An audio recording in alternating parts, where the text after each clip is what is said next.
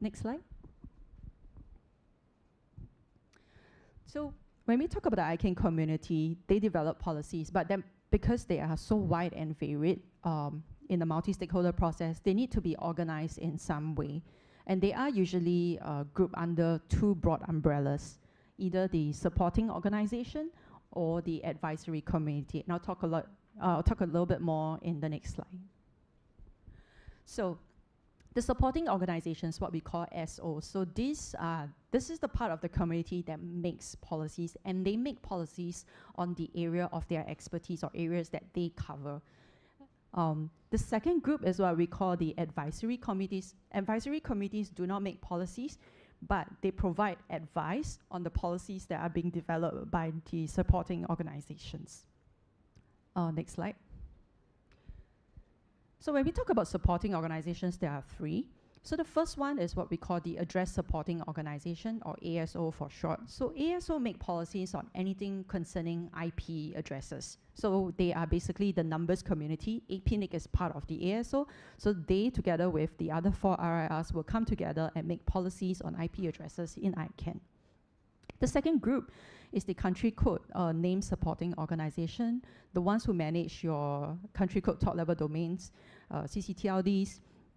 Operators basically come under this umbrella. Does anyone know who is the CCTLD for Indonesia?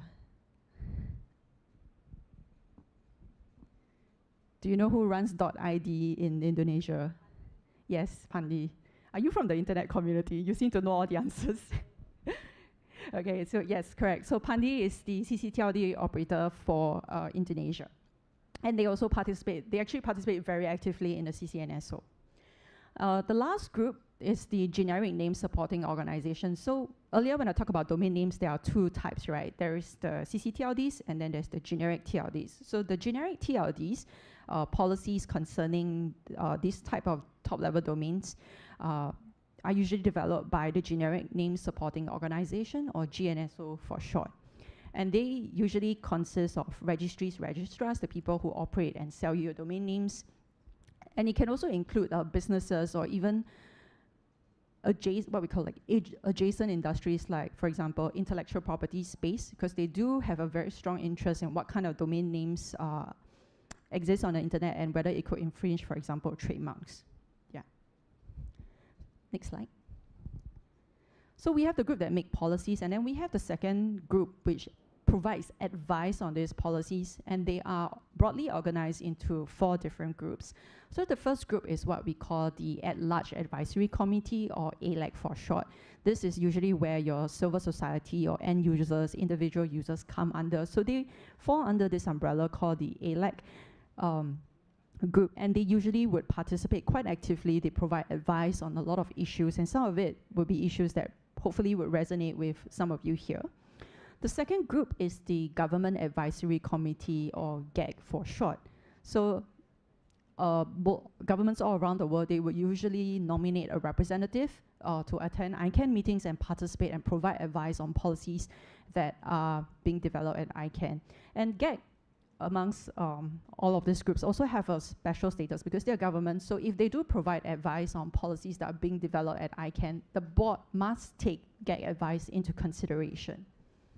Does anyone know who is the GAG member for Indonesia? Who looks at IP addresses or internet issues, technological issues? It's usually for most countries, it's usually the telco regulatory. Yeah, so for Indonesia, it's ComDG. Yeah, so ComDG is the GAG representative for Indonesia. The third group is what we call the Root System Server Advisory Committee, or RSAC for short. So their scope is very specific to the root server operations within the internet infrastructure. And then the last group is the Security and Stability Advisory Committee. So they look at broader issues like, how should what would affect the disruption of the internet, for example, what kind of issues that the community, whether policies developed at ICANN, any kind of domain name policies could potentially impact the smooth operation or the smooth running of the DNS. And this, in summary, the 4 different advisory committees that provide advice on that provide policy advice at ICANN. Next slide. So how does a policy development process look like? Next slide. Sorry,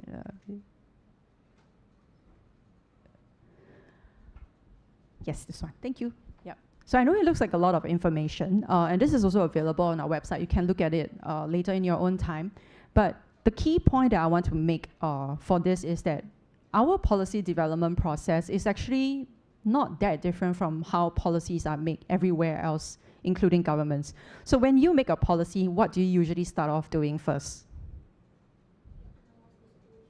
Yes, so you understand the situation and you do what we call problem statement. You scope out the issue that you're trying to address. So if you look at these three SOs that whenever they want to develop a policy, they all usually start with the same step, which is, I know you can't see it here, but it says identify the issue, which is scoping out your issue, identifying and analyzing the situation. They start off with this. They conduct research, they talk to different stakeholders, they find out what are the different interests, concerns about the issue.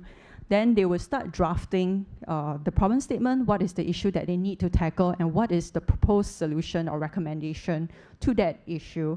And then the last step is to put up to the board for the approval process. And in doing so, because we are we believe in the multi-stakeholder model of internet governance, there will be several steps within the PDP, or policy development process as we call it, where they will open it up for what we call public comment. So that means anyone can provide an input, a comment to the policy that is being developed. And where ICANN org, like staff like myself come in, when we say facilitate the process, is that we will help to collate all of these inputs, all of these comments. We'll put up a report. We will inform the SO that's developing the policy and help them draft the final policy. So we do a lot of, like, I guess if you're from the government space, it might be called the secretarial type of work, where we do a lot of the managing and the collation and the coordination of the inputs and documents around the policy development process. Yeah. Next slide.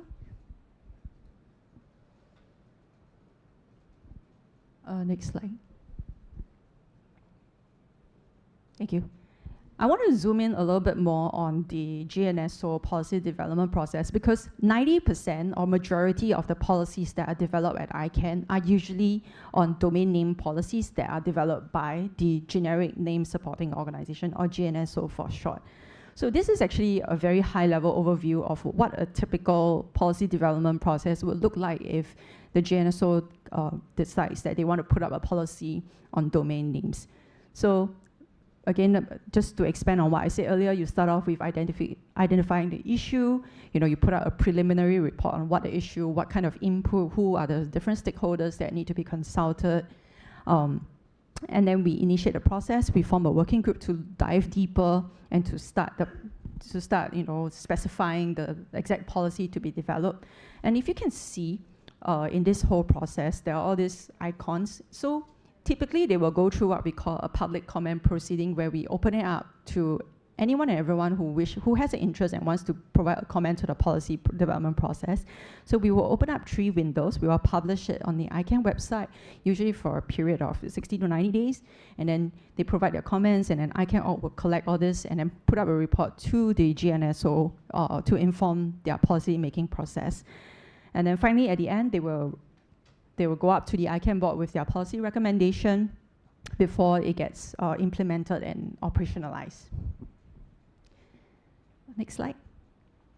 Yeah, and these are just 2 examples of the policies that we developed by ICANN. So the first is the registration data policy, and it basically talks about what are the requirements for registries and registrars, how they should collect and retain information from their registrants. And this was pretty much, this was basically brought about by the Europe's GDPR. So when the GDPR came into effect, because we do operate in the region as well, so we had to adhere to local laws and regulations, and we had to revise the policy on how we collect and how much data we should collect.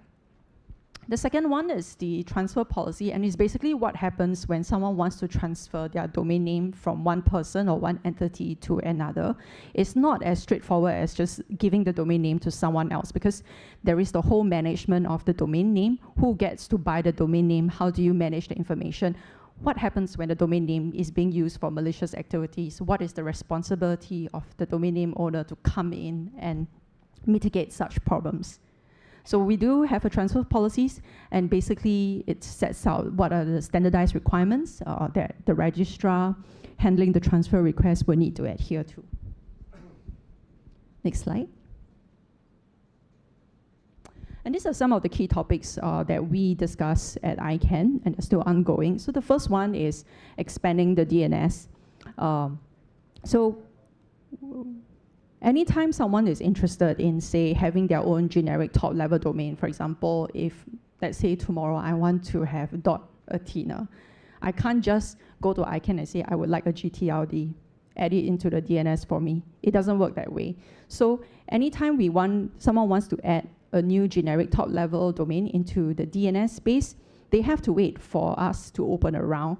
And the next round is actually coming up this April. So for the last 2 to 3 years, we have been going out and doing outreach to try and get more people to understand why it's important and why it might be useful for them to own their own generic top-level domain on the DNS. So some of the key issues that we have been discussing over the last few years and now is like, how do we grow the domain name industry and how do we help new entrants?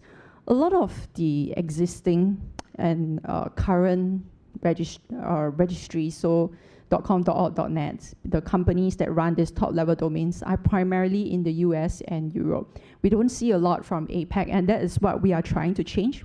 In the upcoming round this April, we're trying to get more applicants from this part of the world.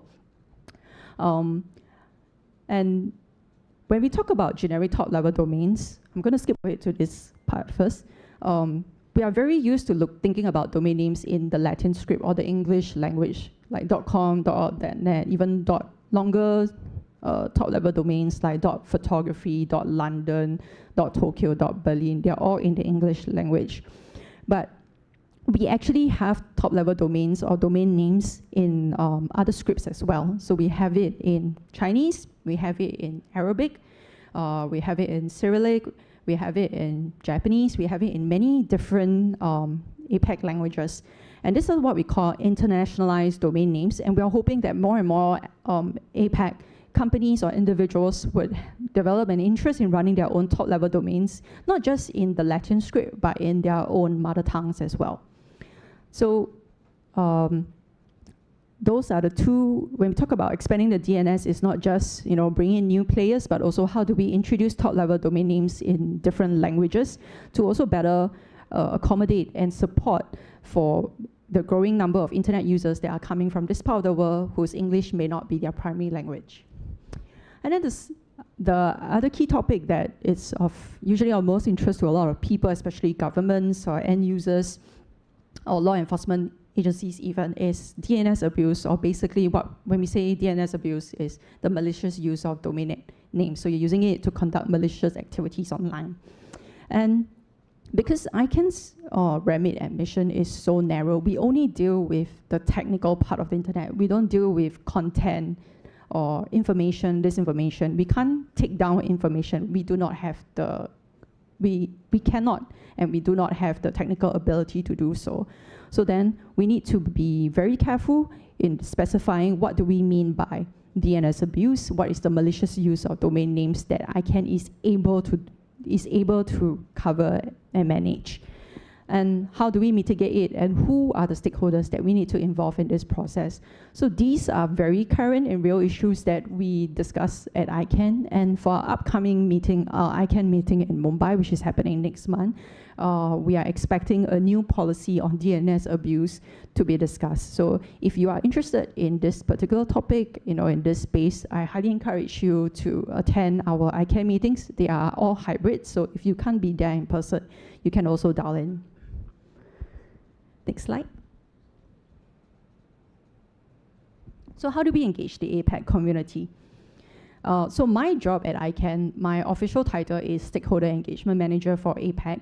And what I do is that I attend outreach events like this. I go to meetings, I meet different stakeholders. I try to encourage new and different type of stakeholders to join our ICANN space and help inform the policy development process. We don't want the policy development process to be primarily your registries and registrars and governments. They might have very different interests from businesses. They might have very different interests from researchers, academia, or end users like you and I. So what we do in the APAC community is to seek out more of this kind of stakeholders to try and understand why ICANN policies matter to them. Next slide. So the first one is what we call the APAC space, and quite literally is a space for APAC community members.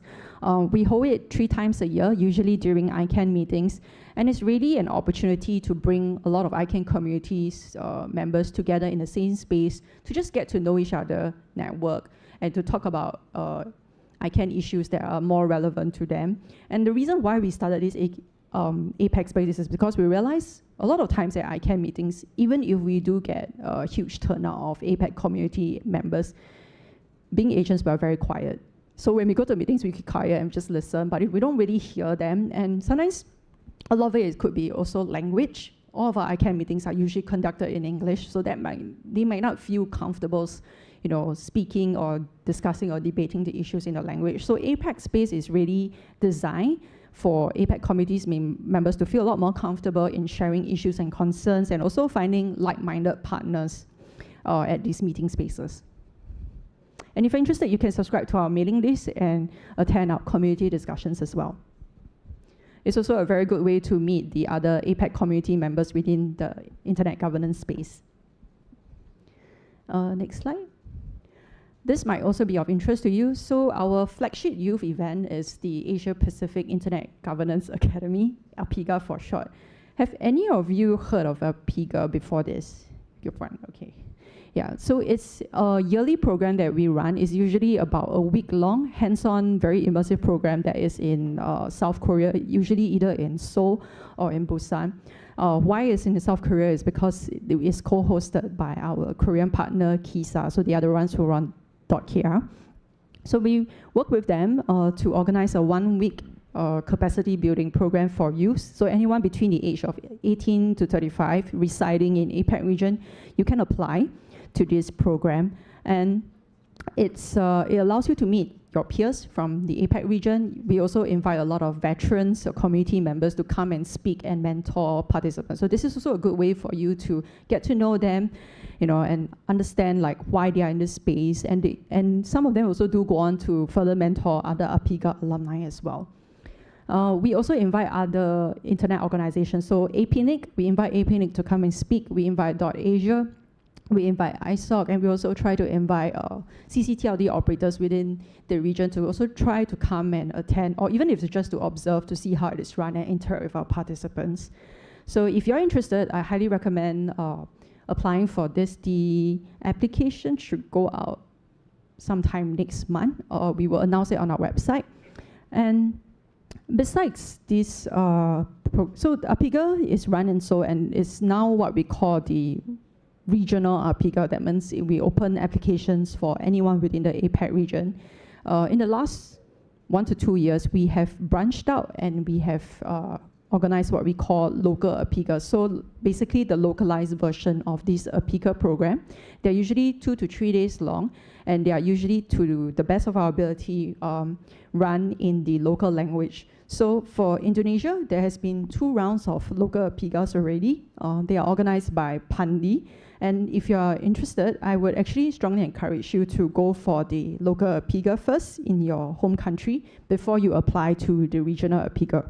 Why do I say that? Because for the local APIGA, there are 2 major benefits. One is that a lot of the content, a lot of the activities are conducted in the local language. And for internet governance concepts, we understand that it can be very technical, and if you were to learn a very technical topic in your 2nd or even 3rd language, it is double or triply more difficult. So we try to overcome that barrier by having local APIGA being run in the local language, or a mix of the local language and English sometimes.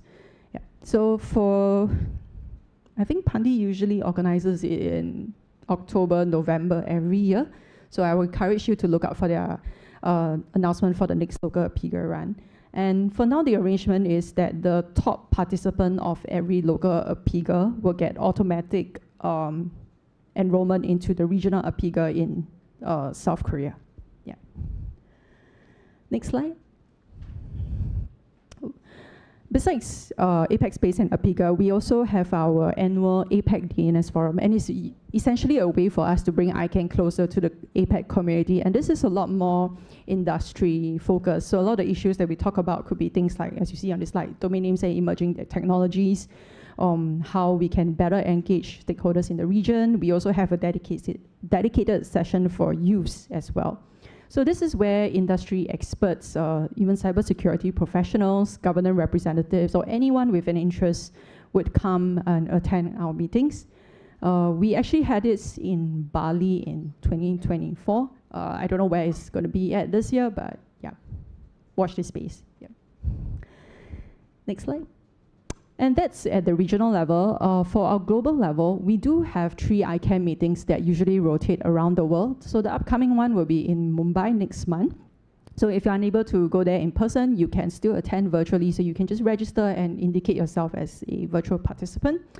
This too might also be of interest to you. So the first one is what we call the ICANN Fellowship. Basically, anyone who's interested or you're already engaged in the internet space, you're above 21, you can apply to our ICANN Fellowship. And if you do get selected, you will be assigned a mentor and you will attend the ICANN meeting and you will have to follow some of the sessions. You get to meet the board members, you get to meet community members, and I think you have to do a presentation at the end of it. But it's also a great way for you to meet peers from all over the world. Because it's global, so it's obviously going to be a lot more competitive. The next one will be, the next application for ICANN Fellowship will be opening 19 March for the ICANN meeting in Muscat, Oman. So that will be at the end of the year in October. If you're interested, I strongly encourage you to try for it. The other one is Next Gen. So I believe most of you are students in this part of the world, APEC. So you would be eligible for the Oman Next Gen Fellowship as well. But this one is obviously, if you can see the difference, is that you have to be a student. So this one can be a student or a working professional. This one is just student. And I think the age range is also quite limited, between 18 to 30 years old. Yeah, so these are 2 of our fellowship programs at the ICANN meetings that you can consider. The application for Next Gen in Oman is opening 23rd March, so 19 March, 23rd March. Yeah. And I think that's it for my presentation. Yeah, should be my last slide. Yeah. Oh yeah, thank you.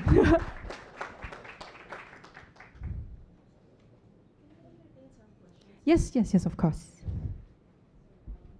Yeah.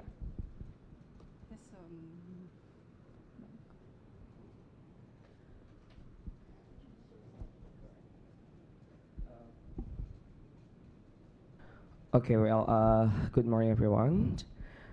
So before I will try to ask several questions. So I want to ask you about like APK programs. So because you mentioned it, is it like fully funded program or not? That's the first question. So, sorry, is it what? Is it like the fully funded program, like APIGA fellowship? Okay. And then my question is, you mentioned it a lot, the basis problem about internet is not like how to use it, the internet access, well. So in ICANN, I saw a lot of like part of this organization working on it, such as ICANN community and then ICANN board and the last like ICANN community. So I want to bring it in an Asia Pacific problems. And this year, I think many ASEAN Pacific countries still face an equal digital governance, where big actors have more power than local communities. So my critical question is, how can Asia Pacific ensure fair and inclusive digital governance for all countries in 2026? Thank you very much. Okay, thank you for your question. So I'll answer the first one because it's easier. Yes. So if you apply for the regional APIGA, the one in South Korea, and you do get selected, it will be funded. But again, it's very, very competitive. Each year, we can only take in about 40, max 50 participants from around the APAC region. And the last I saw, we usually get around like 400 applications. So it's very, very competitive. Yeah. So, yeah, so that I hope that answers the question. Yes, it's fully funded, but if you get selected, yeah. The second one on the APAC topics, yes. So this is an issue that we hear very frequently on equality. How do we level the playing field and make sure that people who don't necessarily have access to internet are still able to participate? One of the things that we do a lot at ICANN, and this also includes APIGA, is to conduct a lot of capacity building programs to try and help people understand or connect them with different parts of the internet ecosystem to address even things like access to the internet. So we do try and provide grants to people who are able to provide internet exchange points. We are currently doing one for the Africa region. I know it's not relevant to the APAC, but it's something that we are wondering if we can extend to the APAC, because kind of like APAC Africa also has this accessibility issue, so we are piloting this coalition for Digital Africa, and we're trying to see if that might be something that could happen for APAC. But in the meantime, a lot of our engagement efforts focus on capacity building to address the issue that you brought up, which is equality and inclusive participation in internet policies. And as what I mentioned earlier, we realized that a lot of the people in the domain name space are currently dominated by the US and the Euro, and we're trying to get more and more APAC people or entities to come onto the DNS space. And what we have done, for example, when we open the round for the next round of GTLD applications, we have what we call the applicant support program. And this addresses two things. One is the financial bit, because it can be very expensive to run your domain name. We recognize that. So if you apply for the ASP and you are successful, we do provide quite a substantial percentage of subsidy. And then there is also the technical assistance. So even if you have the money, you may not have the technical ability to do so. So we do also provide technical assistance under the applicant support program, and we try and get existing service providers to try and provide them on a pro bono basis. So and it's very specific because we only cover DNS. So this is the extent to which we try and help the APAC community level the playing field for them within the ICANN space. Yeah.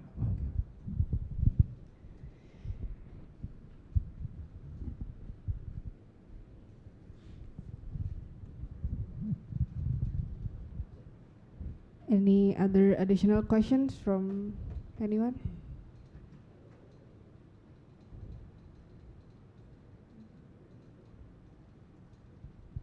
No? Okay, thank you. I'll still be around for a few more minutes, so yeah, feel free to reach out. And so can you go to the last slide? I think my email is there. The next slide.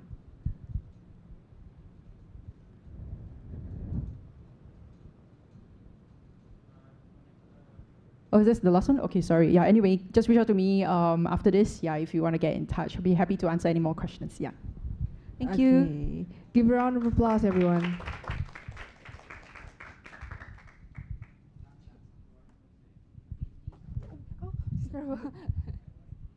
Okay, thank you, Ms. Athena, as the Stakeholder Engagement Manager of ICANN.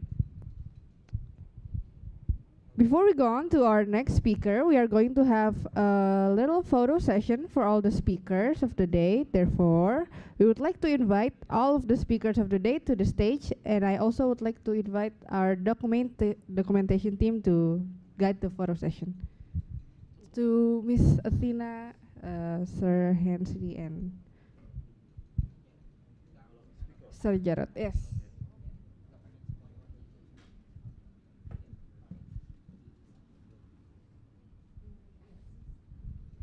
You may go up to the stage. Okay.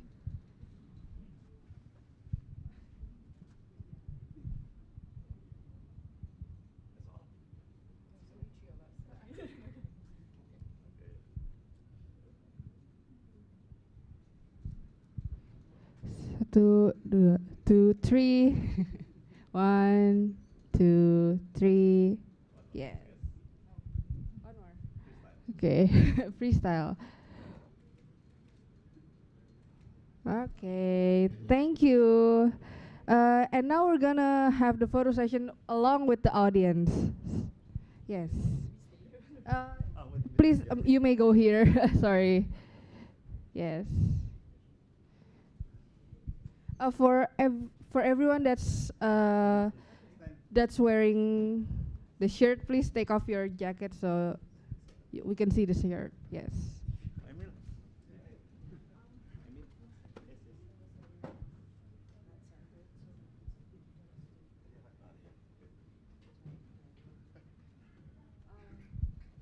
will just direct so that it will be like optimized in the photos. So all others that are at the back, please come here at the front. And on that side, could you please occupy even the middle? Please occupy the middle, the aisle. The fellows, please occupy the middle. Yes.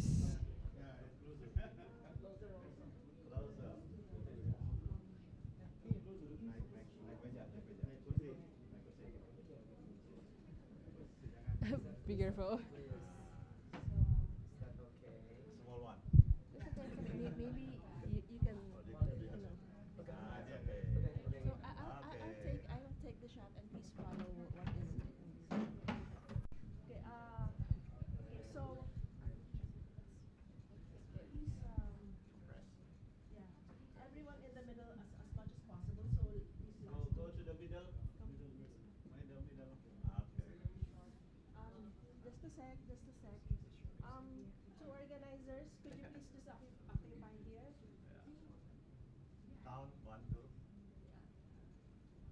Okay.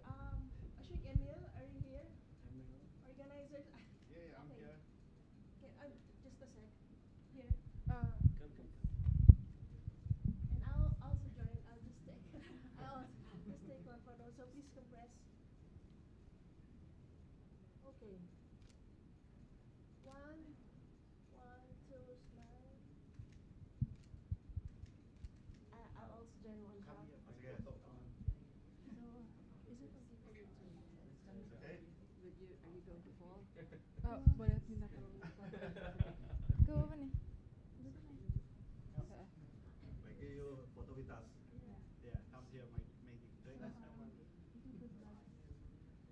Do the shot so that their face will be obvious.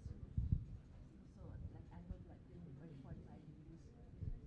45 derajat kayak begini semuanya kelihatan mukanya. Ya. Okay, so I'll just. Is it okay? I'll leave this. You want some pictures too? Also, please. Okay.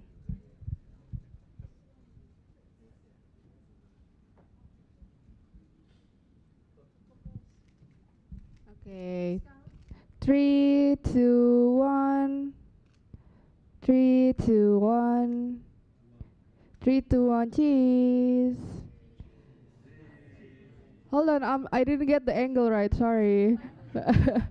1, 2, 3. Cheese. 1, 2, 3.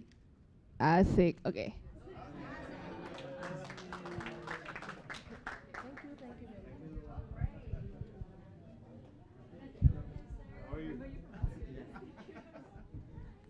Did you have breakfast? You guys may go back to your seats. It's okay.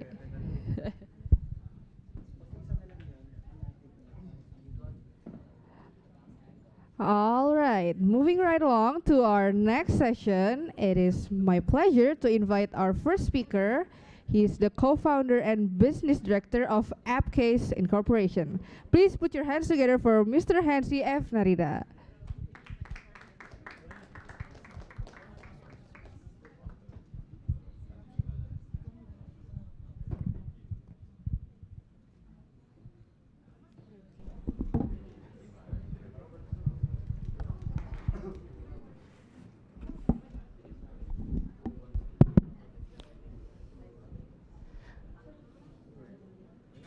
Where's your presentation?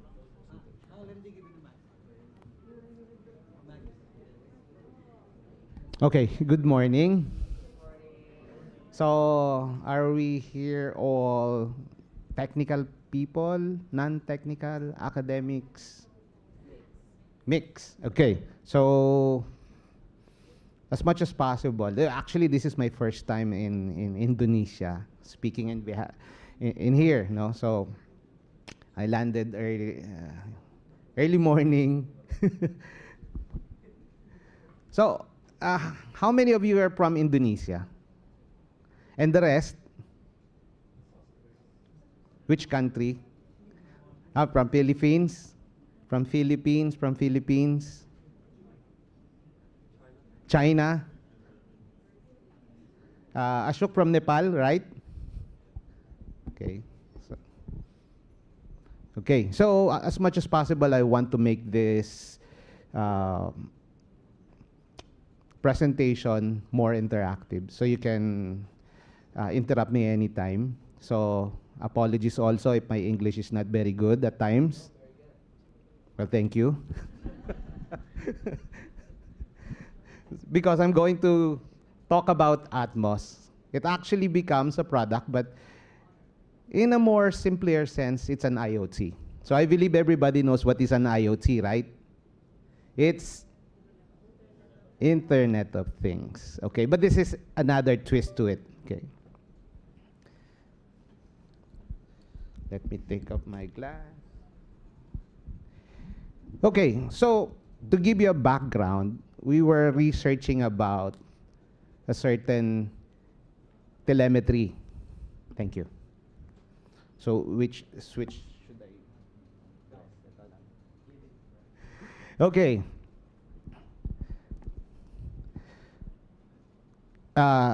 Atmos, which is actually a product of the company, stands for Advanced Telemetry Management and Observation System. So typically, we use telemetry to send out data coming from field devices, like for example, weather stations, water level, water level sensors, and all other means of sending data to a data collector, which is actually on the other end. Okay. You can capture this data, store this data, okay, and you can process this data as well.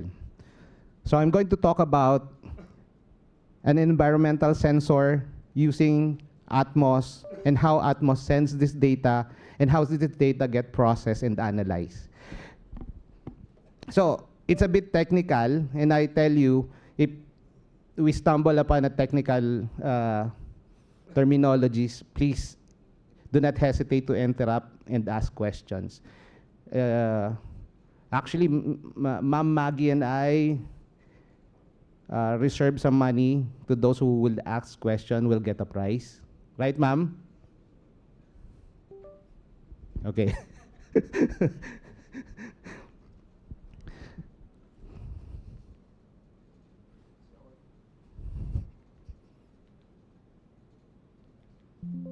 It's not working.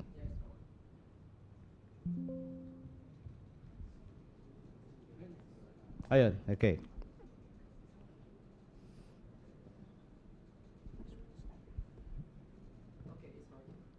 Ayun, it's working.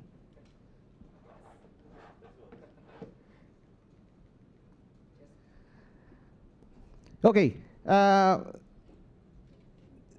It was a challenge before sending data, and Philippines has a lot of these field devices, weather stations, rain gauge, and all to measure water level.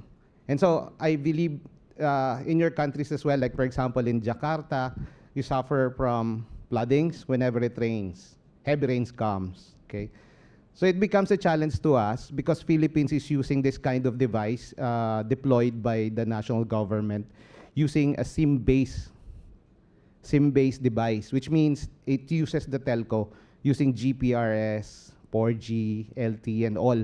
But then when disaster comes, typically telco goes down. So they become unreliable. So that's the story. So we would like something that can send informations even the telco goes down uninterrupted. And so you can monitor a lot of informations, like for example, the rain, the weather, water level, and all.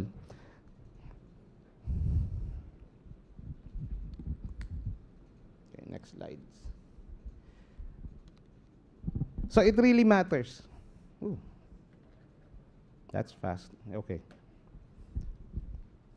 So most of the LGU, or the local government, faces this challenge. So whenever disaster strikes, automatically, this weather instrument goes down as well because they fail in terms of sending information. So we try to replace it with another method. So we're using IoT. So we experimented on a lot. Have you heard of Zigbee? No? Have you heard of LoRaWAN? Yes, okay. I can see somebody nodding there. Okay. Have you heard of Sigfox? This is European standards. And so I assume probably some of you may not be familiar to that technology. How about RF, radio frequency, Wi-Fi, Bluetooth? But of course, the rest, like Wi-Fi and Bluetooth, only comes within range of around 200 meters maximum. The challenge is sending data from around 10 kilometers and getting these informations from the farthest. Let's say, for example, if you're deploying a certain weather stations up the mountains where no signal in terms of LTE or telcos, that becomes a problem because that becomes the limitation of the device to be able to send information down to your command center or to the monitoring body of that particular local government unit. Typically, the monitoring goes through the DRRMO office. So that's a Disaster Risk Reduction Management Office. So that's the body that actually responds whenever there's disasters. So they can actually see, let's say for example, there's an heavy rain, automatically heavy rains result to flooding downstream. So they would like to monitor upstream, okay? So real-time monitoring becomes an early warning for weather hazard. So rains, snow maybe, if there are pollutions, okay? And it becomes a part of data planning. So when you get these informations, through time, you can get analytics, okay? And of course, not just saving lives, properties, but also it becomes important to agriculture, okay? And also the public health protections, no? So, okay. So let's go down to how the system works. So typically, what we created is something like this. Now, this is just a simple. Has anybody here played around with Arduino? Arduino, yeah, okay, so Arduino. So Arduino, what are the variants of Arduino? You have Arduino Nano, the small one. I'm sorry? The smallest is Pico, right? The other one is Mega, which is the biggest. And the other one is Uno. Uno, and there are other variants of that, Arduino. So what we used was actually Nano because of the small footprint. So it's the second smallest. No. So it's a microcontroller embedded with a program that interface and connects to a sensor using several interface like RS232C. So it's a serial interface. Modbus, RTU. It's an RS485 protocol. I'm getting a bit technical now. And so there's other more interface. So what Arduino does is actually read informations from the sensor and send it using the LoRa mesh RF communication. So what we did was to develop the LoRa mesh. It's using LoRa frequency, but it's not using LoRaWAN protocol. LoRaWAN protocol is a bit complicated. And besides, it's a little bit expensive. And during the time when we were experimenting, it cost us a lot of money putting up gateways. And with the limited range, it does not compensate on how you implement LoRaWAN on a certain area. Okay. Using Atmos, LoRa Mesh technology, you send data to the command center where it is stored and analyzed by an AI. So actually, we also developed the AI counterpart of that. And the name of that AI was a bit similar to Miss Athena. It's called Athena AI. So we develop our own AI. And we're happy to share that also. So you can use it. It's a multimodal AI solutions that analyze informations. And therefore, once it's there, analyzed, stored, you can create a web dissemination and real-time display. So this display is actually available on the command center. And I'll be happy to show you that later.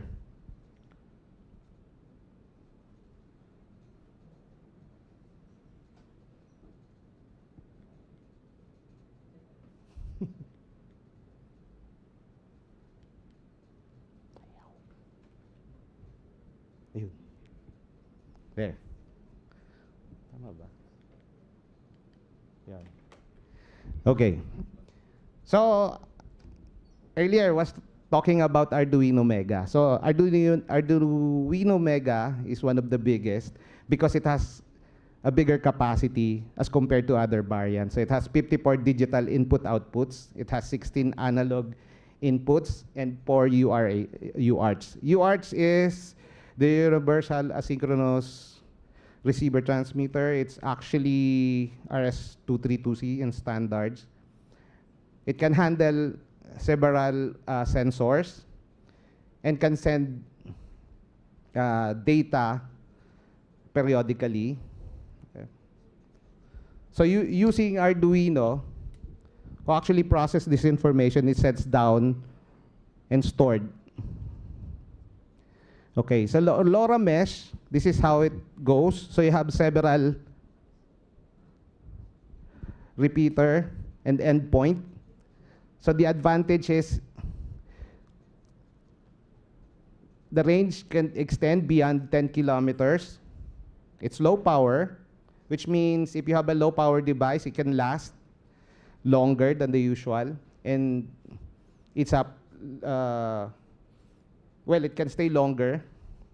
The mesh technology is actually self-healing. That means if one node goes down, it will simply find an open node where it can send the data, and that data gets repeated all throughout the network.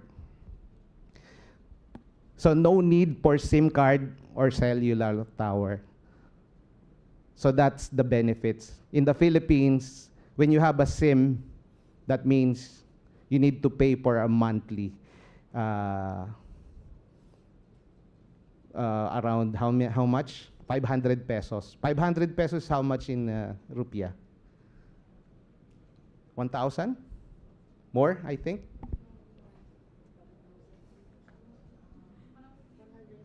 100,000? 100,000 or more. Sorry.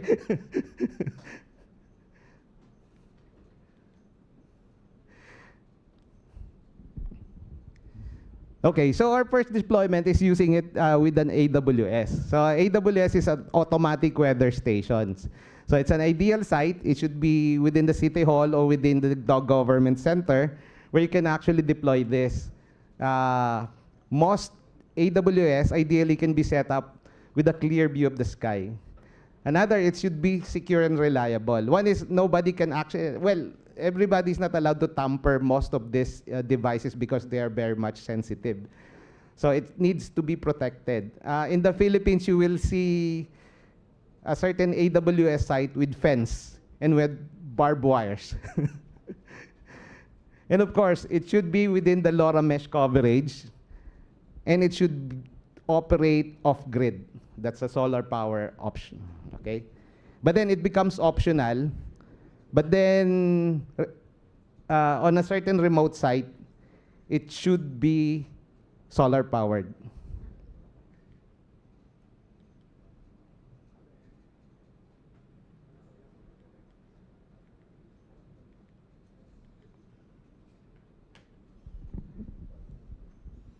So this is more of a diagram where the sensors using Atmos sends information to the command center.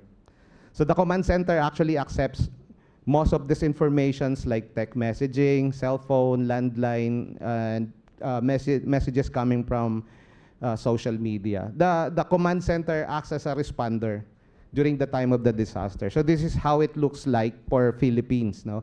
So they monitor informations like emergency calls. So one of the informations being sent is actually coming from sensors.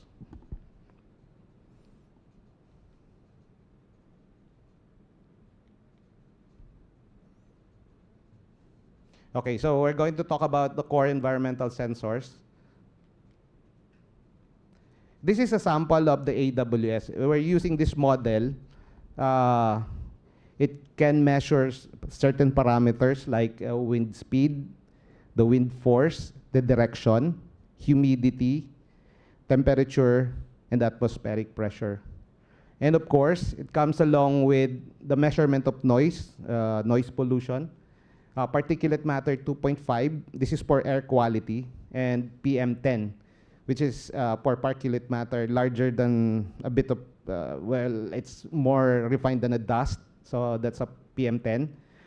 Of course, sometimes it comes with the capability to measure the CO2 concentration in the air, the light intensity, and of course, rain. But of course, for rains, we implement something like a rain gauge, a tipping bucket, okay, rain gauge. So it's more accurate in terms of measurement of the rain.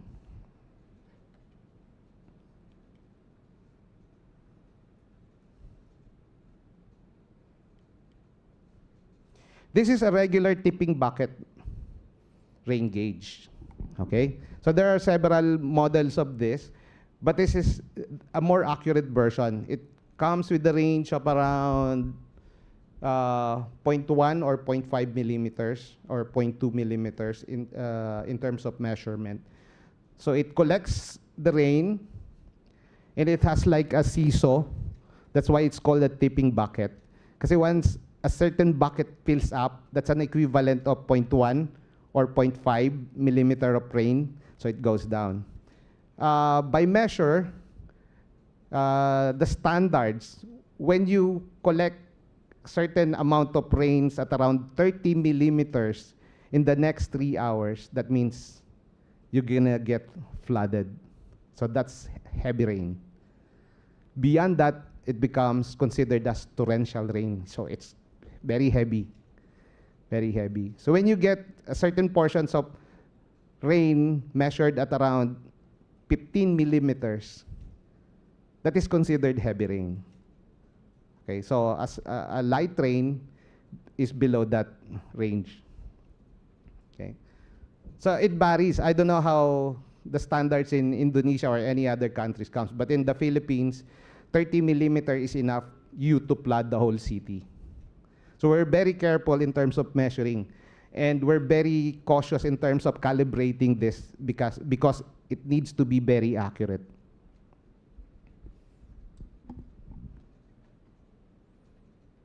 Thank you.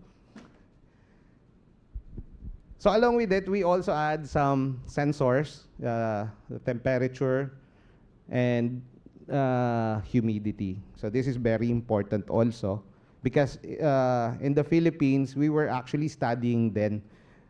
When you say low pressure area, that means probably another typhoon or a storm is coming. So we didn't believe anybody who says that when the pressure goes down below 1,000 kPa, there's going to be a storm coming in. But we're able to see that because when we were observing and we're on the ground and suddenly a storm coming in, so why is the pressure going down? So that was the first time I believe that when the pressure goes down, it can be related that there's a real storm coming in. But when the pressure goes up, you will see the sun shining above.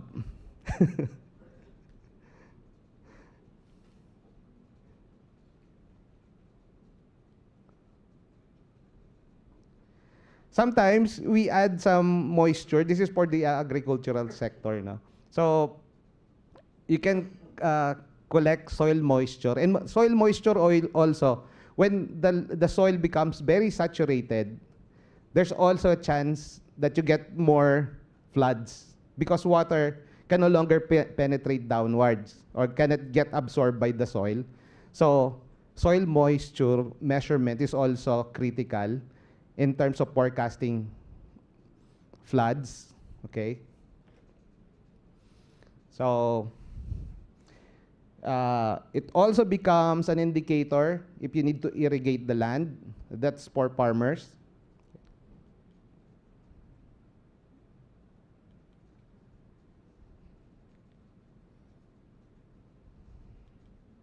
Okay. So for a command center, typical command center, it's something like an auditorium with a lot of TV screens, no? Large monitors with graphs, maps. I believe you've seen a lot in television how a command center looks like. So it becomes the center of all actions, of all communications, of all data. Okay. So for Philippine government, they started to put up command centers per locality. They put cameras there so they can monitor visually. Also, we are also part of that team putting up weather sensors and other sensors where they can see visually outside the office. This is one interface we've developed for Naga City. Okay. So you can see the rain. These are the water level sensors. So there's actually 3 colors. The yellow, which means alert, and the orange means alarm, and the red means critical. So the 3 level is enough to warn you, to give you warning. Like for example,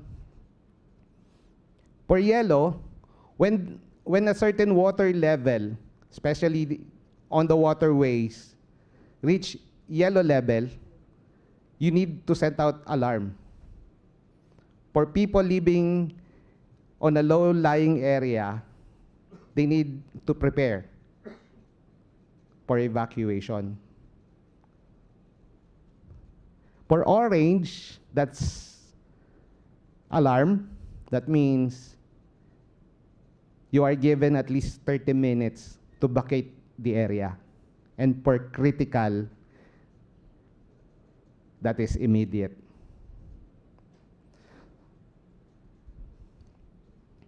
So aside from that, there are other instruments displayed on the dashboard which actually relates to the AWS. So you have the weather parameters here, the temperature, the humidity, the heat index, the atmospheric pressure, air quality, solar radiation, the wind speed, direction, and the force. And of course, along with the map and the rain, okay, measurement. This is just one dashboard of the system.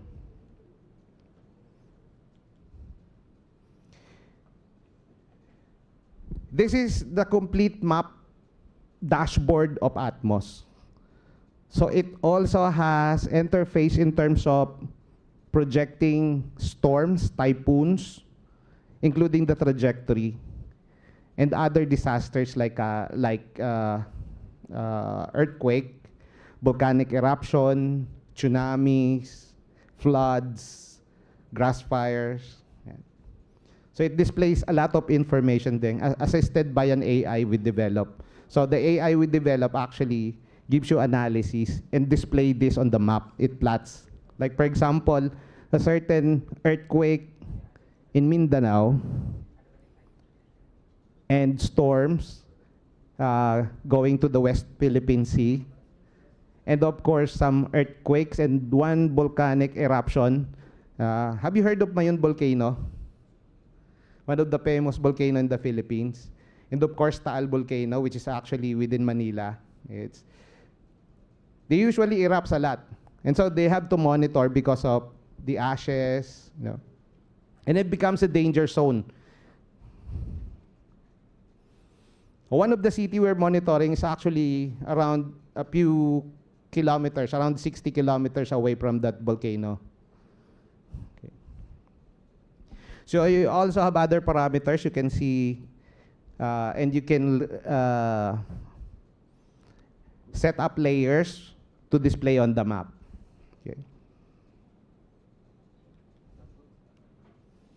So this is the closed version with the map with interlaying layers, so you can see the buildings on three-dimensional.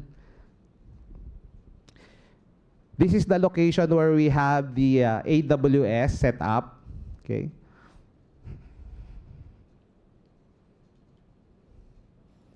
And this is the informations, a lot of graphs.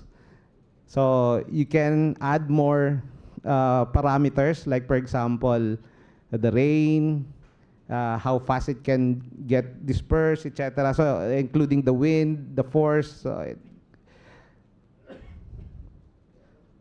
So it becomes very vital.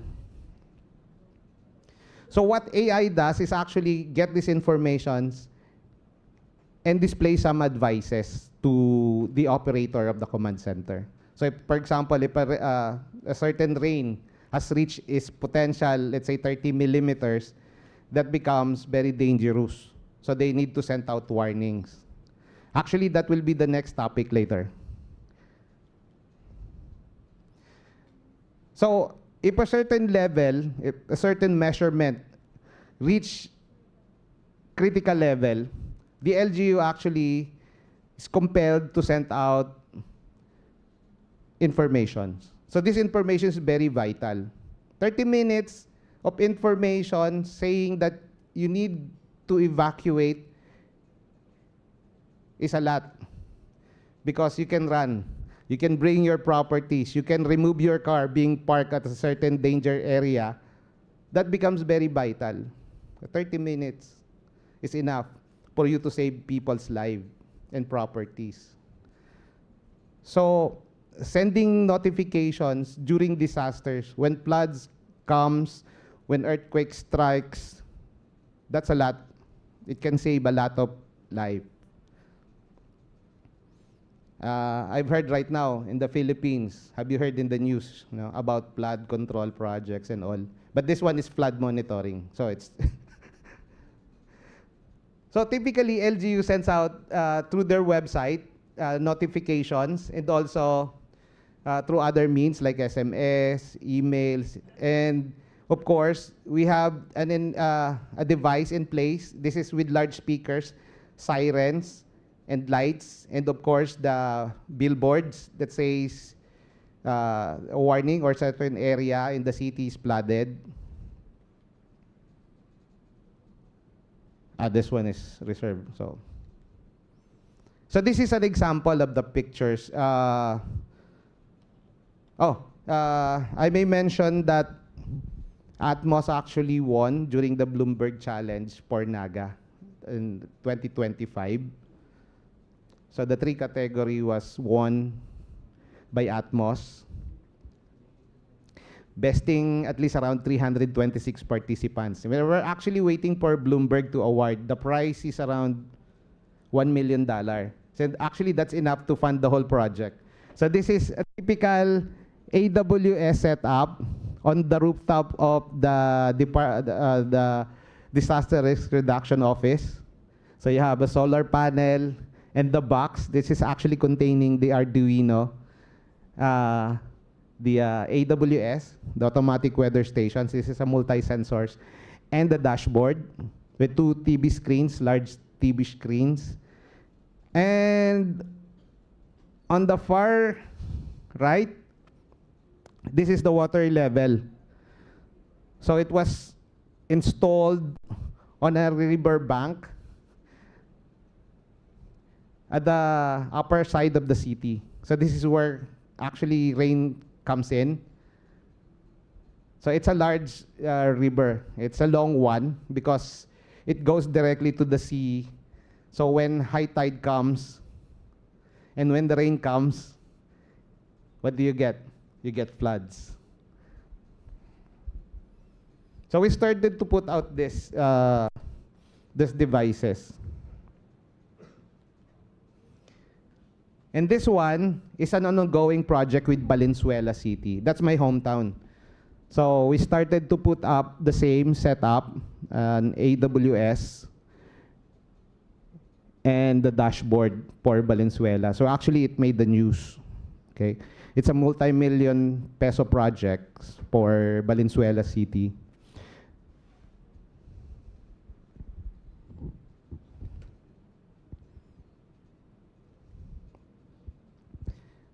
Once finished, it should look like this.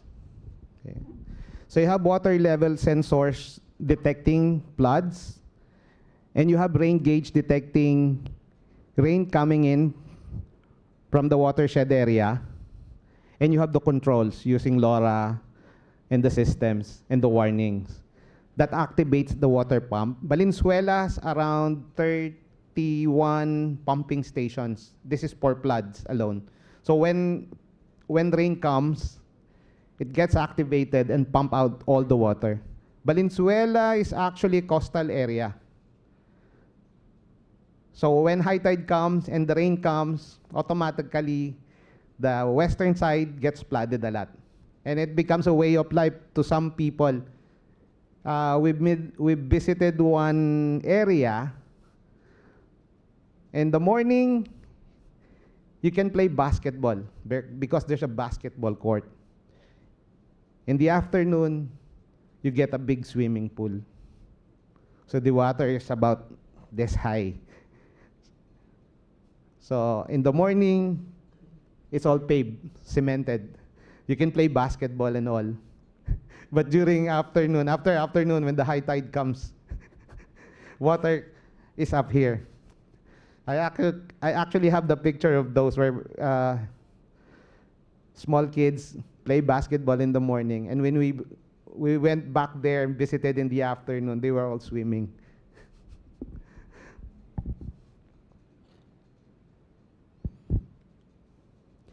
Okay. Okay, so next part will be explained by Larry. So, Larry? So this is the continuation of Atmos, no? The other side of Atmos is APAOS, the Advanced Public Address and Warning System. But for Atmos, do any one of you has a questions or clarifications? Yes, sir.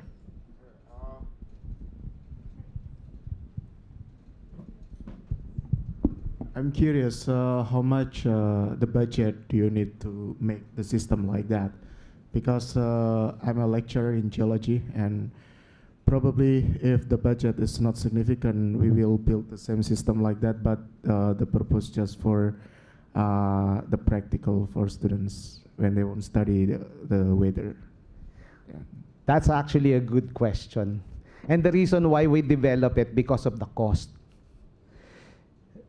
A usual cost for an RTU or a remote terminal unit coming from Motorola, from US, is around 1.2 million pesos. So that's a lot of money here when you convert it. So we were able to make it cheaper because a few parts, well, I can show you some I can show you the diagrams, no? Roughly, it cost us around not less than 20,000 pesos, which is how much? Is that in rupiah? 5 million rupiah. One set. Okay. What matters is the sensors you're going to use, because it matters.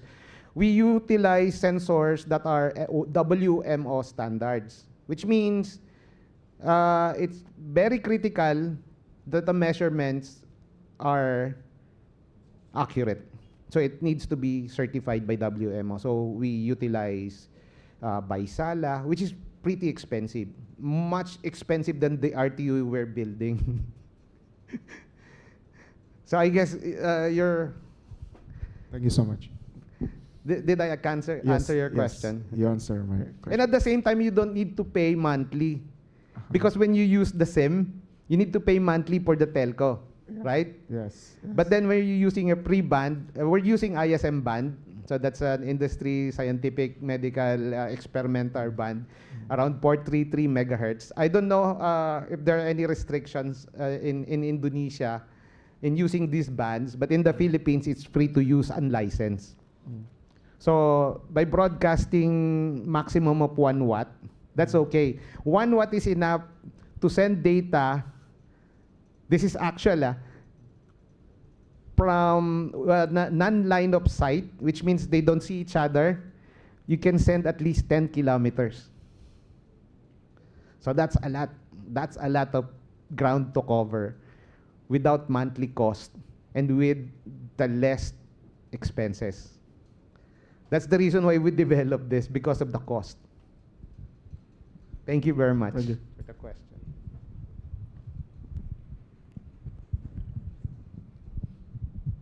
Other questions?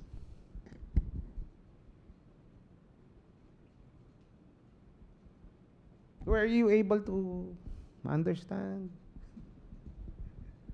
You know, in the Philippines, I always ask the audience, because there are two types of audience, the techie and the teka. Teka is actually a local word for bentarya in Indonesia, which is, wait, I need to process it. So, are you a techie or a teka? Techie, okay, good. Okay, so thank you very much, and I'm going to give away the mic to my brother to continue the discussion, but I will still be here. If you have some questions, then let me know. Okay? Thank you very much.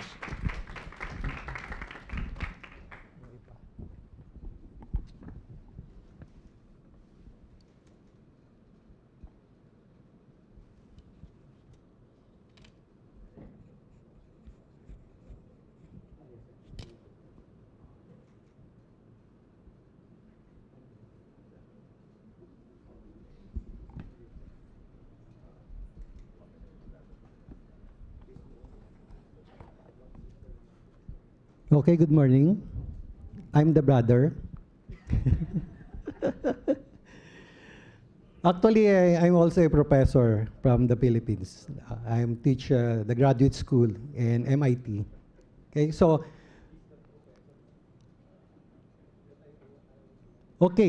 we've seen Outmost, right? What is the capability of Outmost? But what is Outmost is more on monitoring and observation.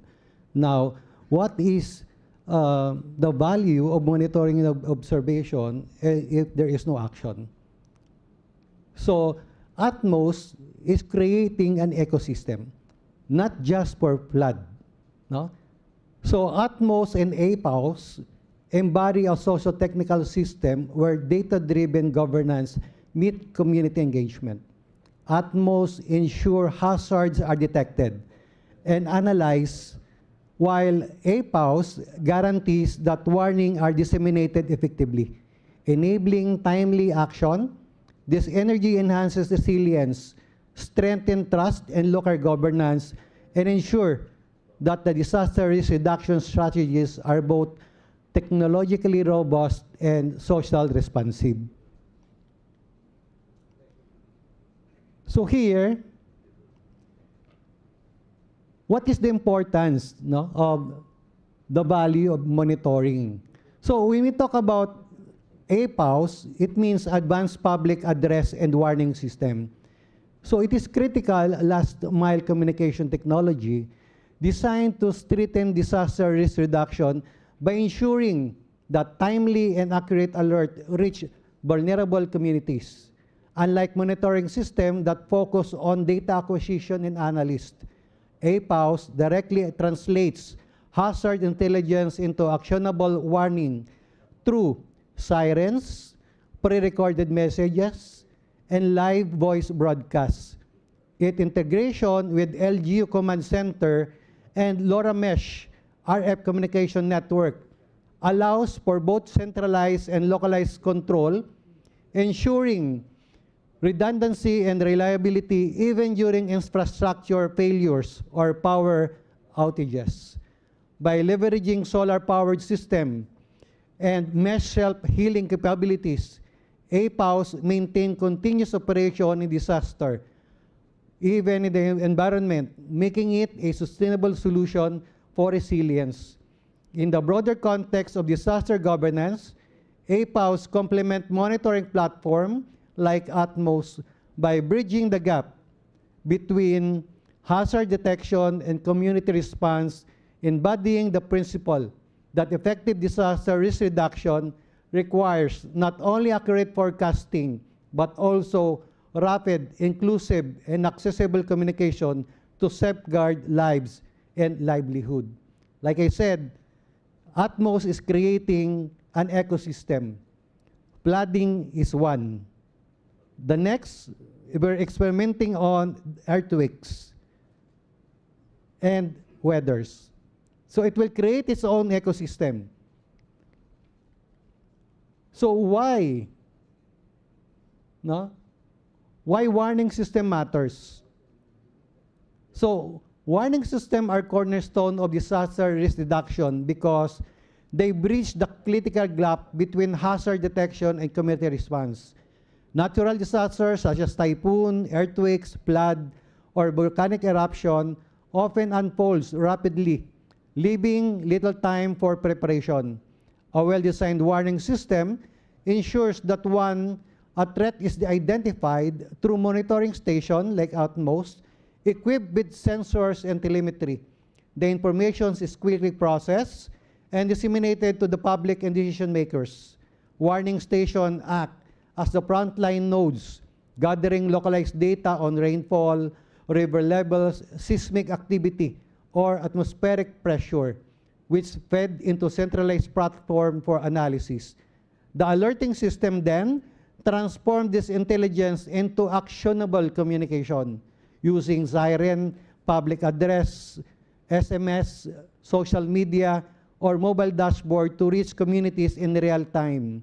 The relevance lies not only in saving lives by enabling timely evacuation and protective measures, but also in reducing economic losses, strengthening public trust and governance, and fostering resilience. Without effective warning system, even the most advanced monitoring technologies remain incomplete. As the ultimate goal of disaster management, it's not just to detect hazard, but to ensure that people are informed, empowered, and able to act before disaster strikes.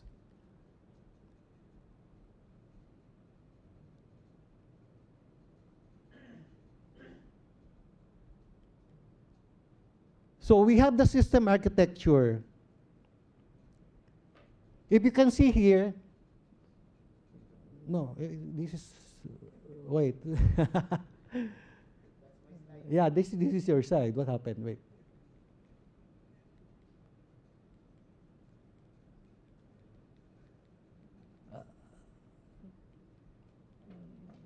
Okay, wait. Overflow function. Okay, so we have the system overview. This is to provide a high-level understanding of how the warning system works, both remotely, locally, and how alerts are triggered and transmitted. So here we have a sample. No? So this is the what you can see, not only for flooding but also for operation mode, warning station, and capabilities. So if you can see in the diagram, it begins with the earthquake epicenter, where seismic energy is released. So this is the second ecosystem at most. First is flooding, now is earthquake. There are two types of wave are shown. One is primary waves, or we call it the P waves. Travel faster, less destructive, and serve as the early signal. The second is the secondary waves, or we call it the S waves, slower but far more damaging, representing the hazard that communities must prepare for. We have the ground movement, positioned near the epicenter. This sensor detects the initial P waves. So their role is crucial because they provide the few seconds of lead time needed to issue alert before the destructive S waves. 5 minutes. Okay? Then we have the communication link. We have the dash line connect the sensor to the central station, symbolizing the telemetry network that transmits seismic data in real time. So on the central station, we have the depicted as building with communication tower. It processes incoming signals and determine whether an alert should be issued. And the alert dissemination, the station broadcasts an alert, signal the nearby houses and communities, giving residents precious seconds to take protective action, moving to safety, stopping trains, shutting down utilities. So this diagram highlights the eco-technical importance of the early warning system detection, processing, dissemination, and action.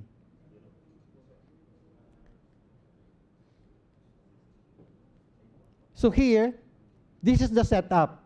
It demonstrates a self-reliant, resilient warning station capable of operating independently in the field by combining renewable power, robust communication, and flexible audio broadcasting. It ensures that the alerts are delivered reliably to communities during floods, typhoons, and other disasters. So this is the composition. So if you can picture this out, so this one with the amplified output speakers, now they are built now within the community. This message explains the component power requirements, the coverage capabilities of an outdoor horn-based public address system, emphasizing proper amplified power, speaker load matching, and long-range audio protection. So this is a sample, no, stored or installed in the community.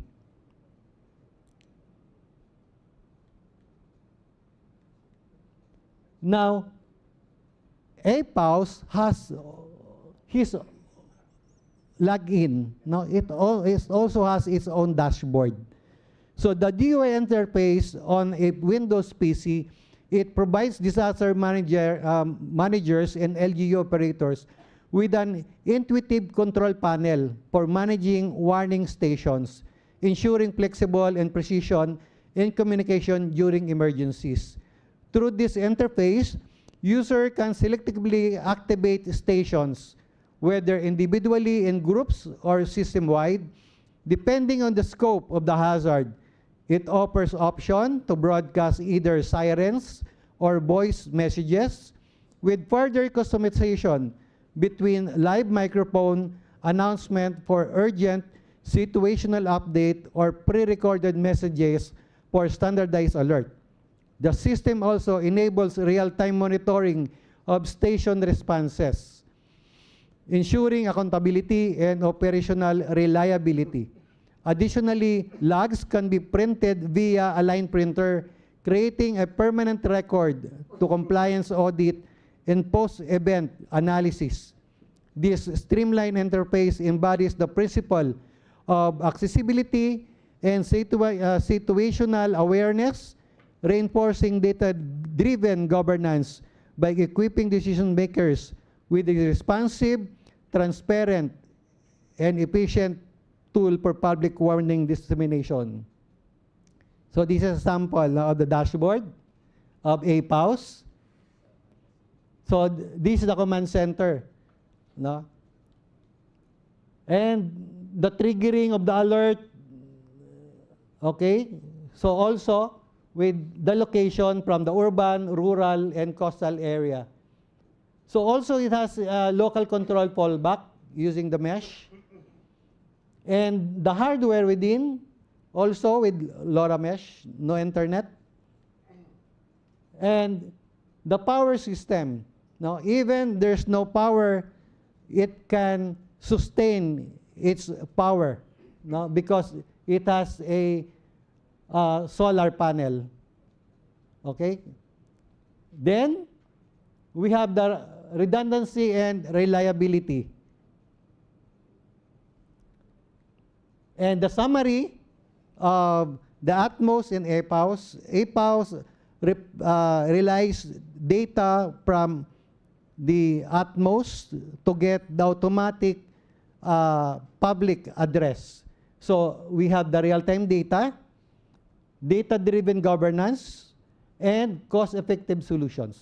So like my brother Hansi said that we build our own devices. So that is APAOS. Thank you very much. So any question? Thank you very much, Mr. Larry, for the great presentations. Are there any questions? Hello, sir. Intan from Indonesia. My question is, just want to confirm specifically because it has a very, very good, I will say, initiative. I mean, like it has been implemented specifically in developed countries like South Korea, Japan, where it has like so many disasters over there and weather prediction, some sort of like that.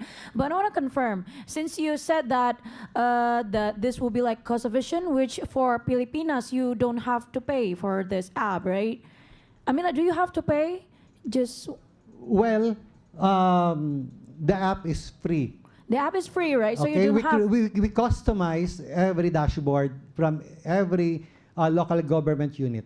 Okay, so technically you're working with the government to ensure that your people get these facilities, like get the service, right?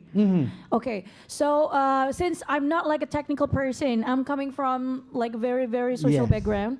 So my question is, since that it has like high level of technology in ensuring like the efficient application of this app specifically, how you gather first the fund to support this mission?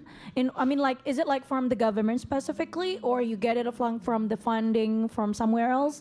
And the second, since this is very, very timely, this is very, very good for Philippines, and you said that it will probably can be implemented in other countries.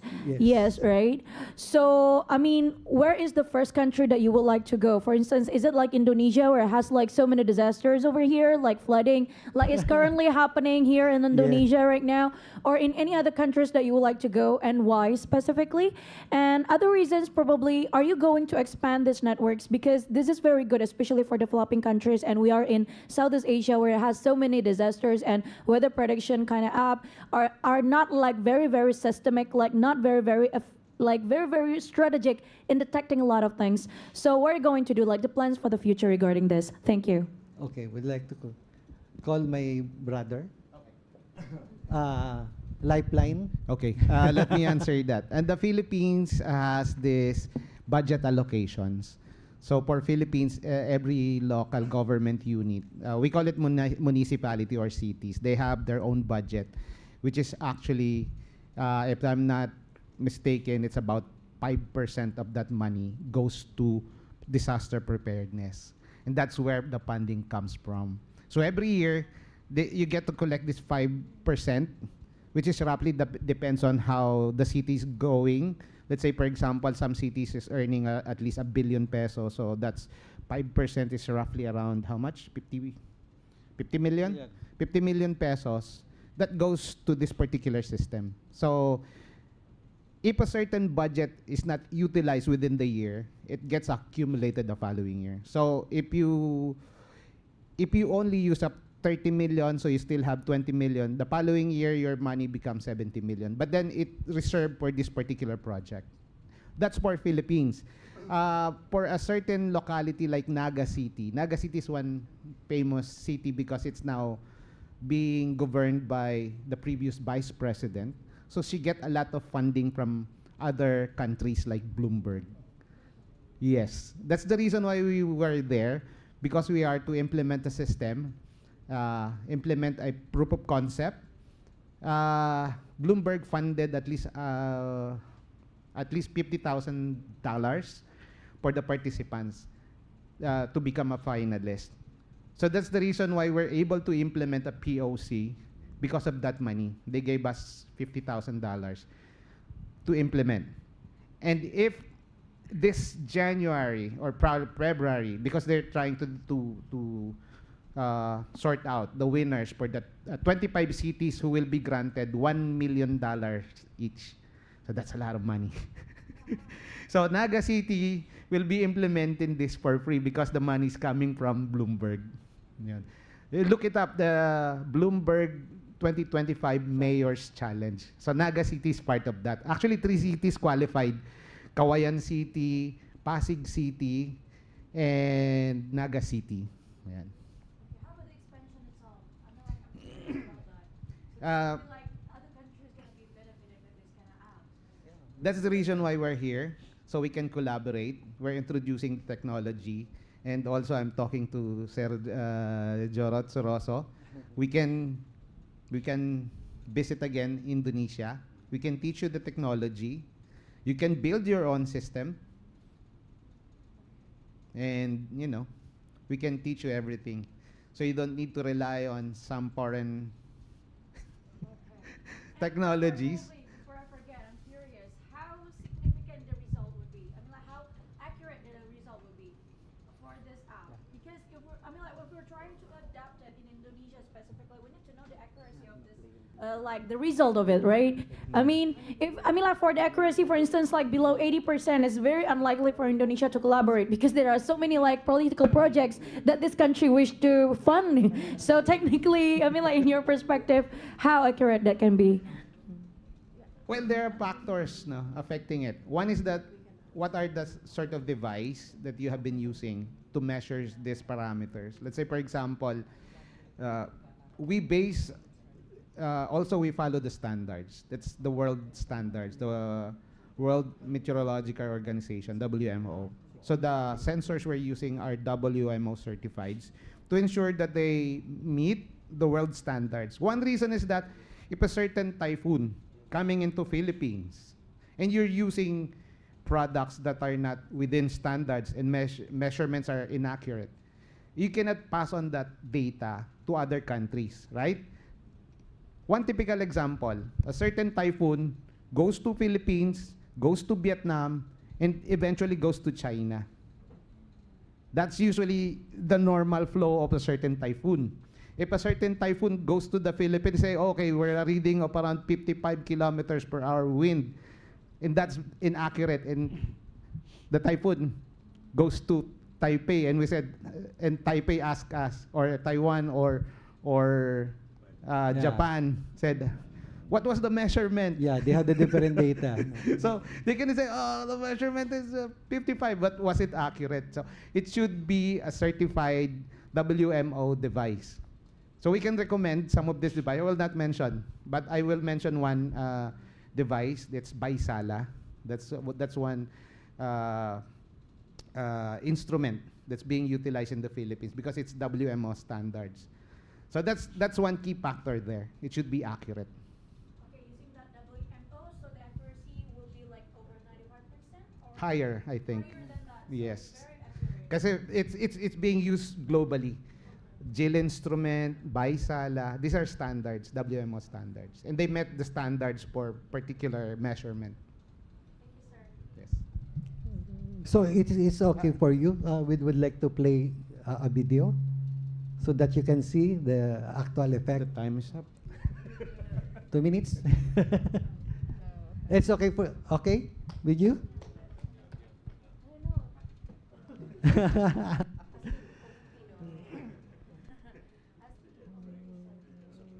Okay.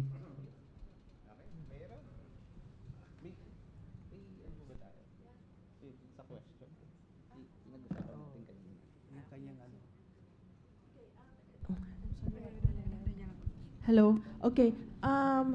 Yeah, I would like the speakers would like to show like a 2-minute video. If you can like pull it up.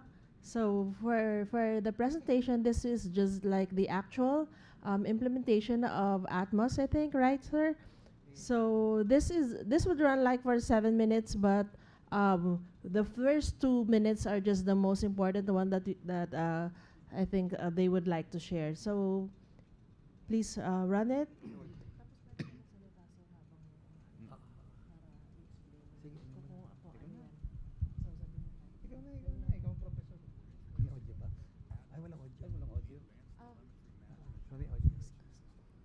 Locally developed, tech-enabled flood and weather monitoring network.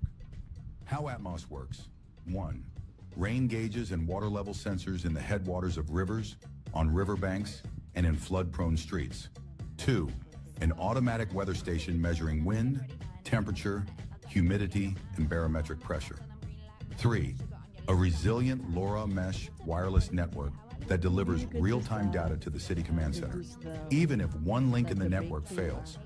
Each monitoring site has a small control unit that collects sensor readings every 10 minutes, synchronized with Pegasa Doppler radar updates, and transmits them to the command center. Each site is powered by lithium-ion battery charged by solar panels for continuous 24/7 operation. Coverage and topology. Yes, it is. Okay. Isa na yun, ilan yung Okay, ikaw na mag-ano sa ako na mag Okay, the speakers would like to ask who are the ones who asked questions earlier? So Intan and Justin Tan, right? Right? Justin Tan. And then Sir, what's your name? Okay. So Larry and Hansi would like to present this token, 100,000 Indonesian rupiah. Yeah. Can I have a photo of that for the participation? Thank you very much for asking the good questions. Second times actually. Yesterday I also get 100,000 Indonesian rupiah. Okay. In the Philippines, 100,000 peso is a lot of money. Okay, so have a photo, just a quick photo. Okay, smile.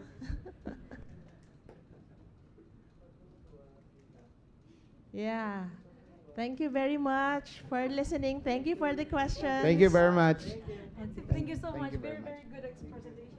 Thank you. Dua kali say. Dua kali. Sige. Go ahead, please. Please announce. Go. Okay, thank you so much, Mr. Larry and Mr. Hensi, for the great presentations. So right now, we're gonna take a break for like about 30 minutes. Yes, but before you guys grab your tea and snacks, please head to the registration table at the front of the auditorium for attendance. Please be back in your seats by 11 past 5. 11 past 5. Yes. Okay, thank you so much. Thank you guys. Bye-bye. See you then. Okay, for the fellows, please register for your attendance today at the lobby, so that we could like track who are the fellows present. So we have 20 minutes for the break.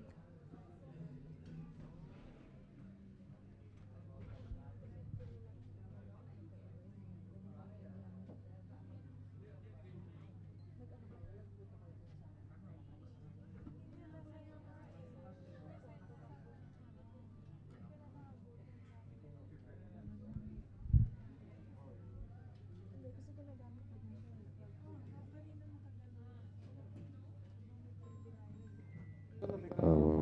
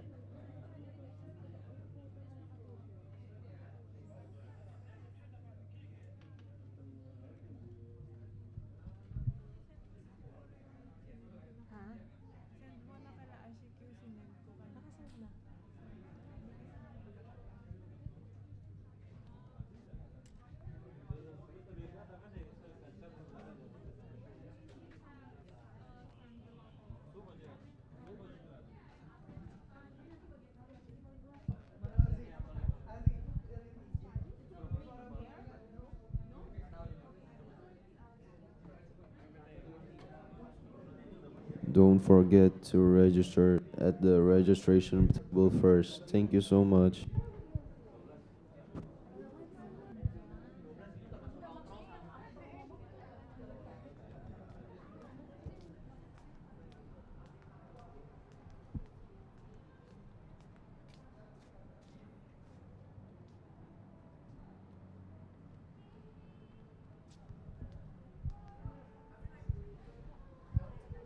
Hello. Okay, fellows, please take your break and register on the registration sheet, and we'll be back in 10 minutes.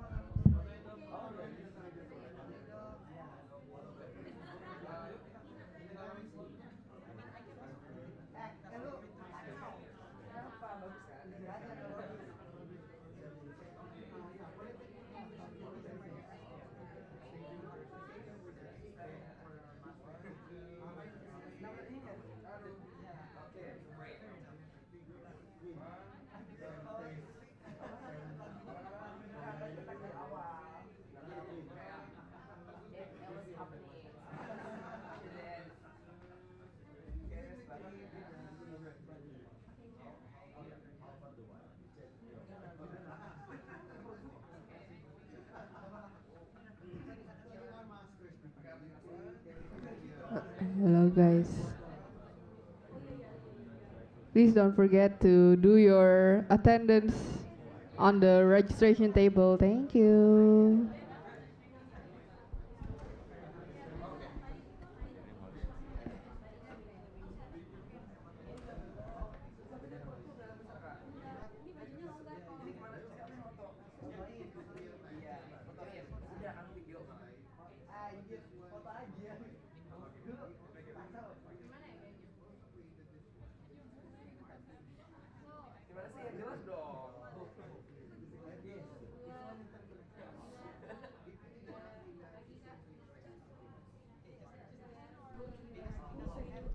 Hello, everyone. I would like to have all of your attention for now, please.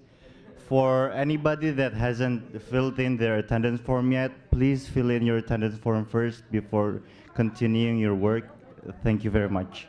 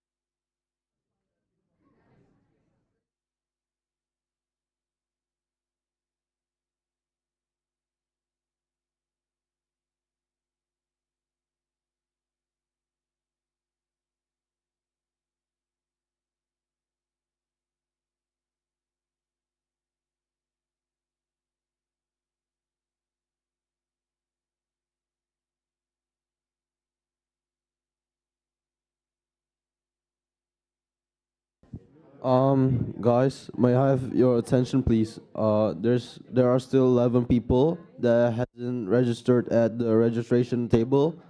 Can you please register first before we can continue? Thank you.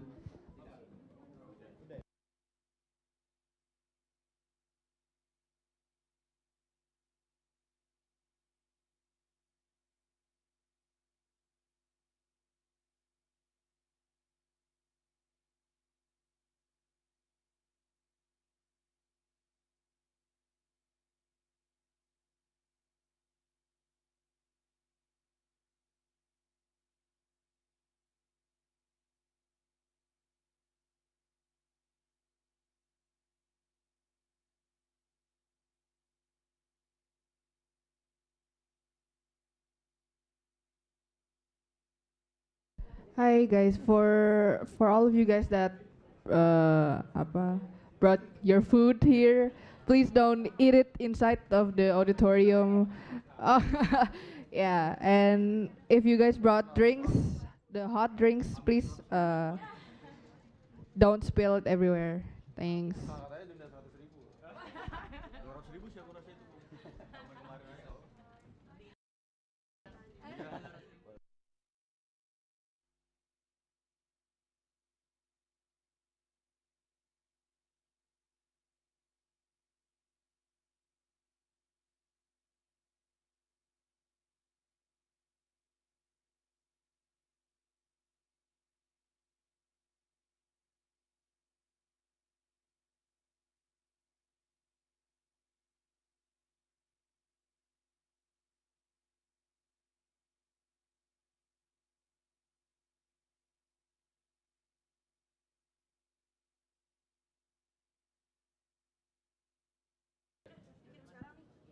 For those who hasn't registered at the registration table, please register now because yeah, just because, you know.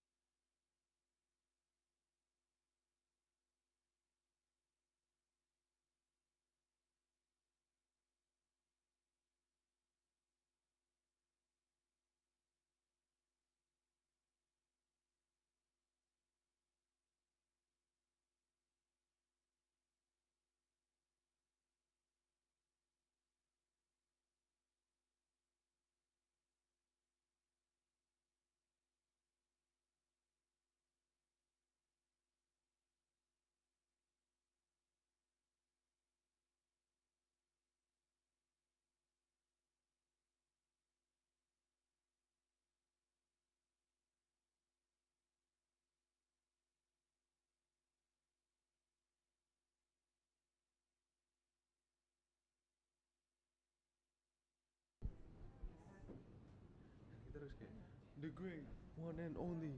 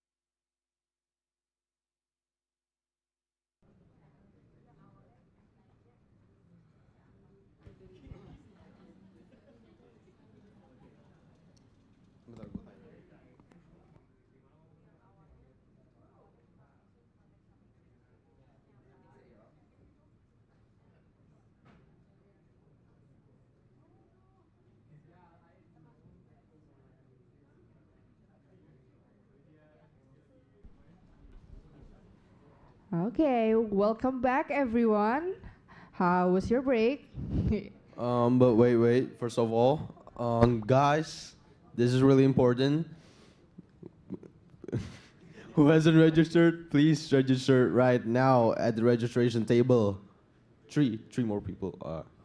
There's like 3 more people. Please, thank you so much. Yeah. Okay, wait. Let me get the name first.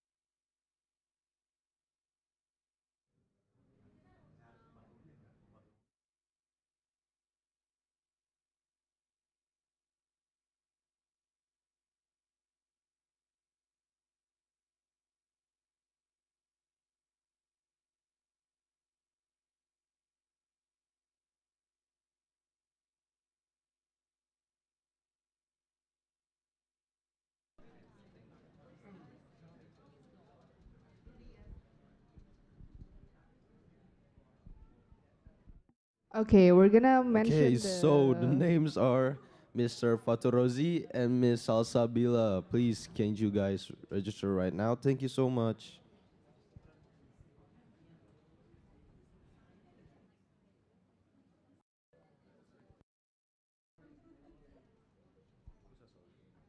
I have no idea.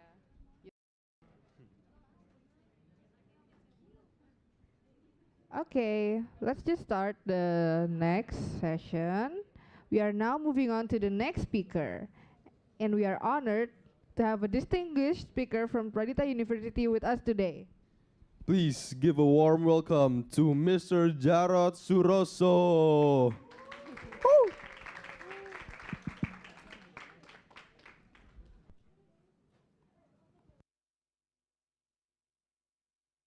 Pesawat turboprop karya Habibie yang pernah bikin bangga Indonesia. 2 mesin, 50 penumpang, kecepatan maksimal 610 km per jam. Tapi sayangnya, proyek ini berhenti saat krisis ekonomi melanda. Sekarang N250 tinggal jadi pajangan di museum. Ini dia N250 Gatot.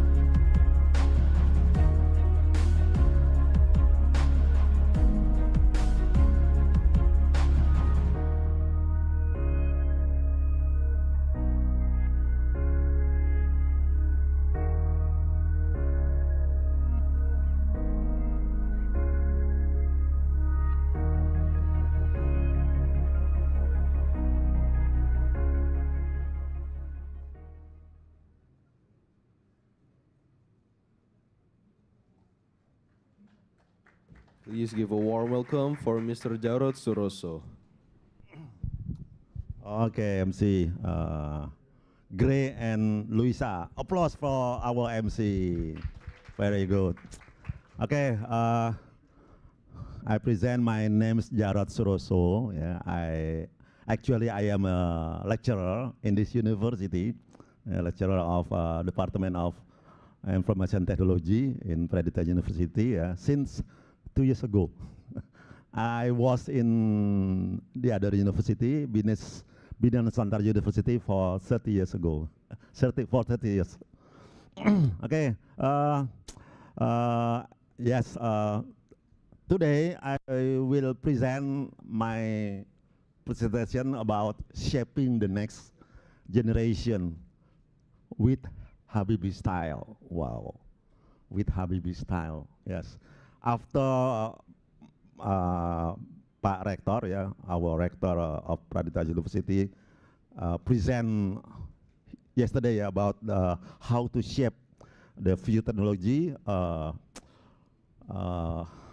connected with our condition in society 5.0. Okay, so today I will give a presentation more focus for shaping the future of next generation in Indonesia. With the model of Mr. Habibie. Okay, this is it's a presentation from the perspective of the chairman of the supervisory board of the Habibie Program Alumni Association. So we call it IABI. IABI is Indonesia terminology is Ikatan Alumni Program Habibie Indonesia. Yes, so it's the association of the Habibie Program alumni. Okay, next slide. So my first slide is about me. So you can find about me. Maybe you can googling and type Jarod Suroso and you can find many information about me. This is my education. I take the undergraduate level in local in Indonesia, Hasanuddin University. Anybody from Makassar? Sulawesi? No, nobody. Ayo, Masamba. You did the presentation in Rekang yesterday. You Sulawesi, from Sulawesi. Okay. Apa Kareba? Bajiki. Okay, I was born in Jakarta, but I stay in Makassar for more than 5 years. Before I live in Kalimantan, Maluku, Ambon, several months in Papua also, and the end I moved to the Ujung Pandang. We said Ujung Pandang before Makassar, and I take the university and graduate over there in Hasanuddin. And then I took the bachelor degree in France. Anybody speak French? From France or from francophone? No, nobody. You speak French, no? Bonjour, tout le monde. Do you have one word from France? C'était bien. Another? Merci beaucoup. Another words? Okay. Vous avez bien? Okay. And then I took the doctoral program in Indonesia, in UNJ, and also in France, also in the same city, Marseille. Anybody visit Marseille before? No? Yeah. Paris? you visit Paris? Yeah. I took my master program and doctoral in same city, Marseille, the second city in France. The biggest city, the capital is Paris, and the second city is Marseille. Okay, but different school, different university. Master program in ESIM. ESIM is École Supérieure d'Ingénieurs de Marseille, and AMU is ex-Marseille University. Next slide, and over there is my status in Scopus. Yeah, Scopus. Because as a lecturer, we have to take to increase our status of Scopus. Next slide. These are my books. I wrote several books to my student, yeah, for the graduate level, graduate program. Next, it's my intellectual property, yeah, in Indonesia. Next, it's my website, private website. You can go on that. And also there are another website. Next, yes, that's one. Another. Next, that's one. Anyone knows him? Who is he? The picture, PJ Habibie. Anybody from not from Indonesia, yeah, from abroad? Where's my phone? I don't know. Where you from? There are more than 22 from abroad, yeah. I want to ask about. Sorry.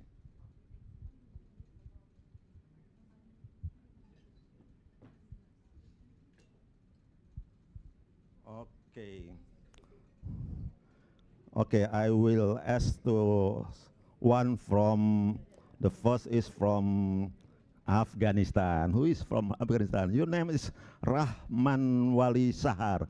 Do you know him? The man behind on the screen? You don't know, you know him?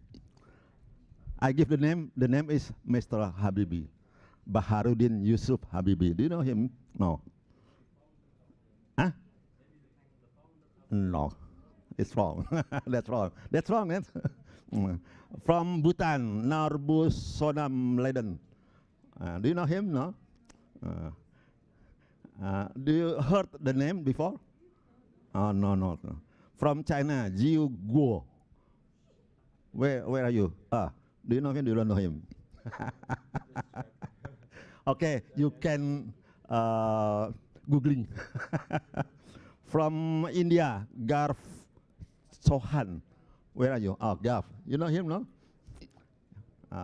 Okay, you can searching at ask the Google, ask Anggo Google.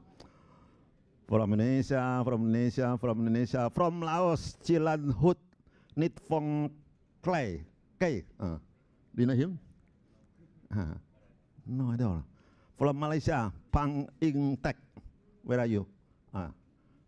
Not. Okay. Anybody knows from abroad, not Indonesia, not Indonesian, yeah? Anybody? Don't know? He is our former president. Do you know our first president? Don't know. You don't know? George Washington of Indonesia. Soekarno, Mr. Soekarno. Yeah, Habibie is our former president, the third president. Yeah, the first president is Mr. Soekarno. The second president is Suharto. Suharto for more than 32 years become the president of Indonesia. Yeah, Intan, yeah, that's right. Correct me if I do some wrong. Okay, from Pakistan. Okay. So this is the agenda: introduction, problem statement, knowing Habibie, Habib's way. So it's not about the technology. It's not about the IT. We learn much about the IT and his friend. Yeah. Next slide. So the video, yeah. So we watched the video before the presentation. So it's okay. Next slide first. So this is the problem. So it's very sadness condition. Yeah, it's very sadness condition. So sorry, it's written in Indonesia. So I translate this picture. So in Indonesia there are around 30 million not pass the elementary school. 30 million, more than 10% of population of Indonesia not pass the elementary school. It's very sadness. Do you know how many Indonesian How many population of Indonesian? 200, 270 something, yeah. 275 millions. We are the fourth, yeah, the fourth largest all over the world. What is the first? China. India now. Wow, you're from India. Applause for India. How many you are? How many you are? Yeah, the population of 2 billion. Total population in India. Okay, the second one, China, and then after USA, and our country Indonesia is the fourth. Wow, it's a problem. Among 270 millions, there are more than 30 millions do not pass the elementary level of school. And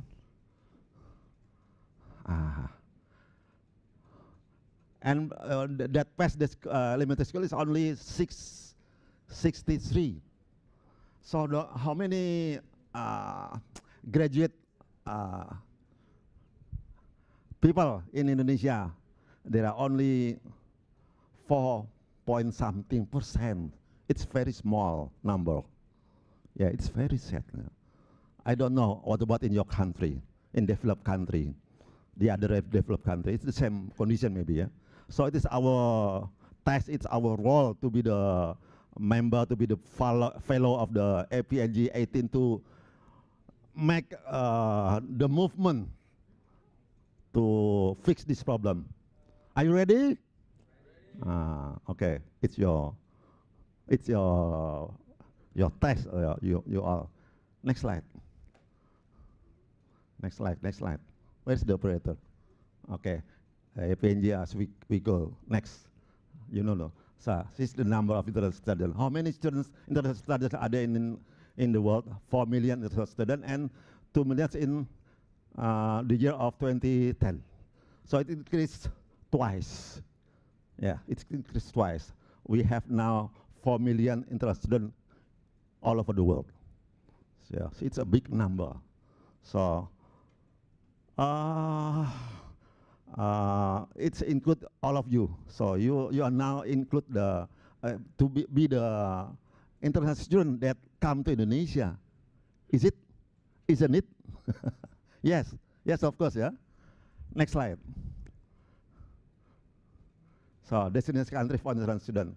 So America, United States of America is the main destination to youth to go abroad to take study. So there are maybe this year more than 20% the youth go to America to take the study. And there are also UK, France, Australia, Germany. It's the 5th biggest destination countries for international studies to the youth over the world, all over the world. So it decreased from 55% in the year 2000 to 47% in 2022.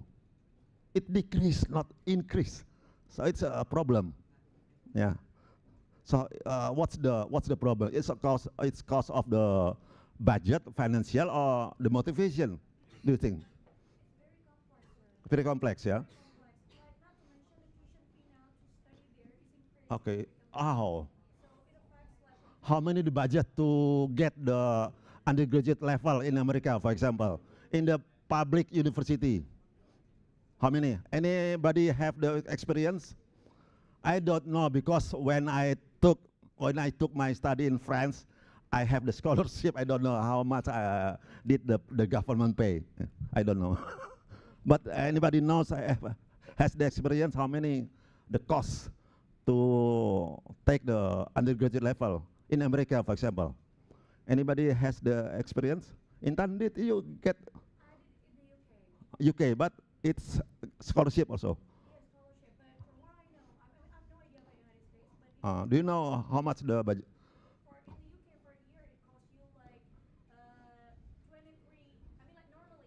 Mm. Pounds. Pounds or US dollar? Oh. It means how much in US dollar? Oh. Is it cheap or not? Is it high? That's high enough, yeah?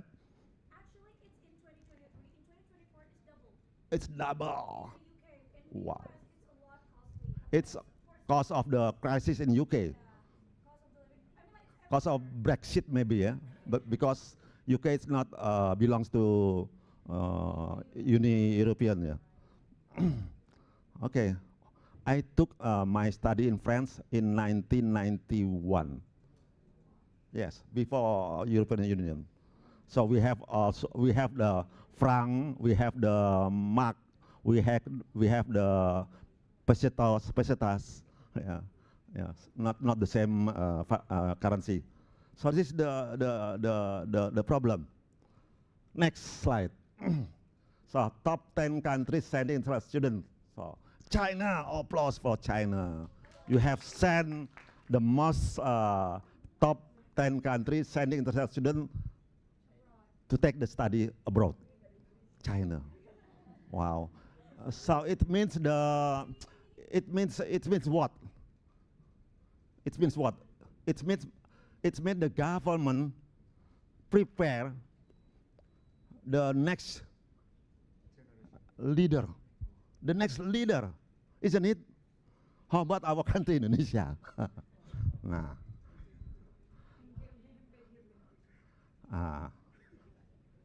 I don't know. Do you have any bocor alus? Any small information? Huh?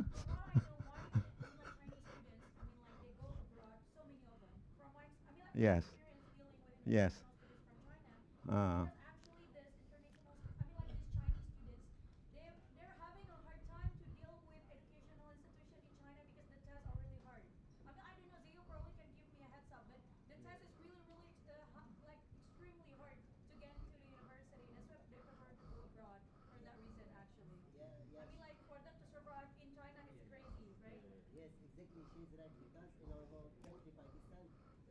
You're from Pakistan?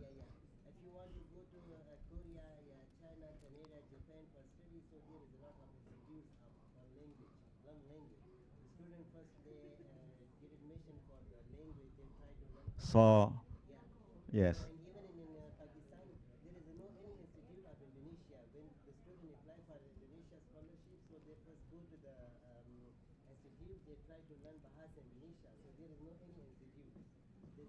Okay, I suggest you have to talk about this at your discussion forum in this event. So it's very important thing, how to shape the future leader of our country. How to be the good preparation. So do you know the difference between our former president Jokowi in 10 years and our current president Prabowo? Do you know the difference policy about the education in our country? Okay, there's Indonesian. Maybe you can speak.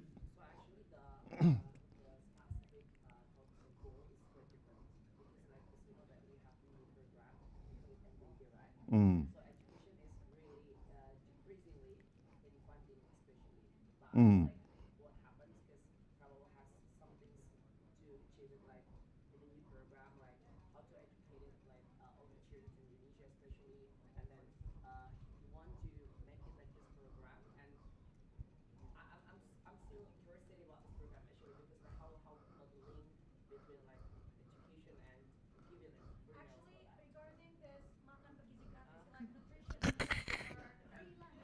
Anybody knows makan bergizi gratis? What's that problem? How much the budget for makan bergizi gratis? Do you know how many percent?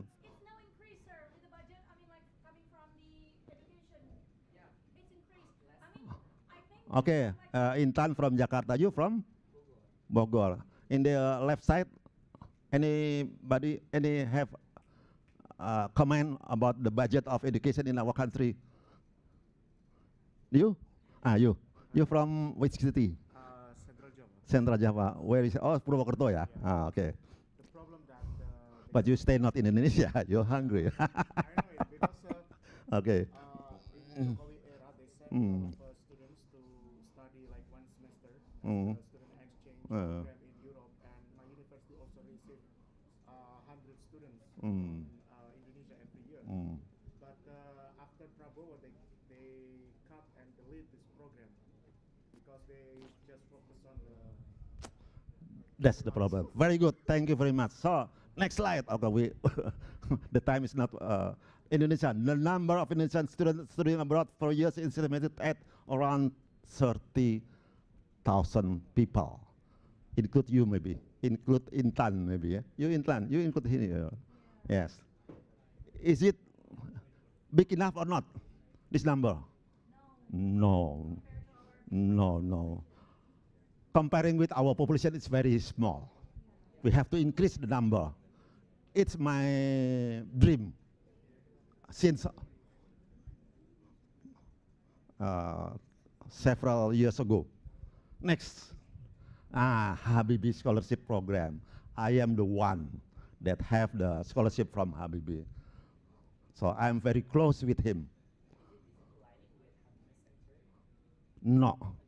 There's no relation between IAB and Habibie Center. It's different. IAB is the community of the former youth, Indonesian youth that sent by Habibie to get the scholarship to go abroad to the 9 big country: USA, UK, France, Holland, Italy, Japan, Australia, Canada. 9 countries.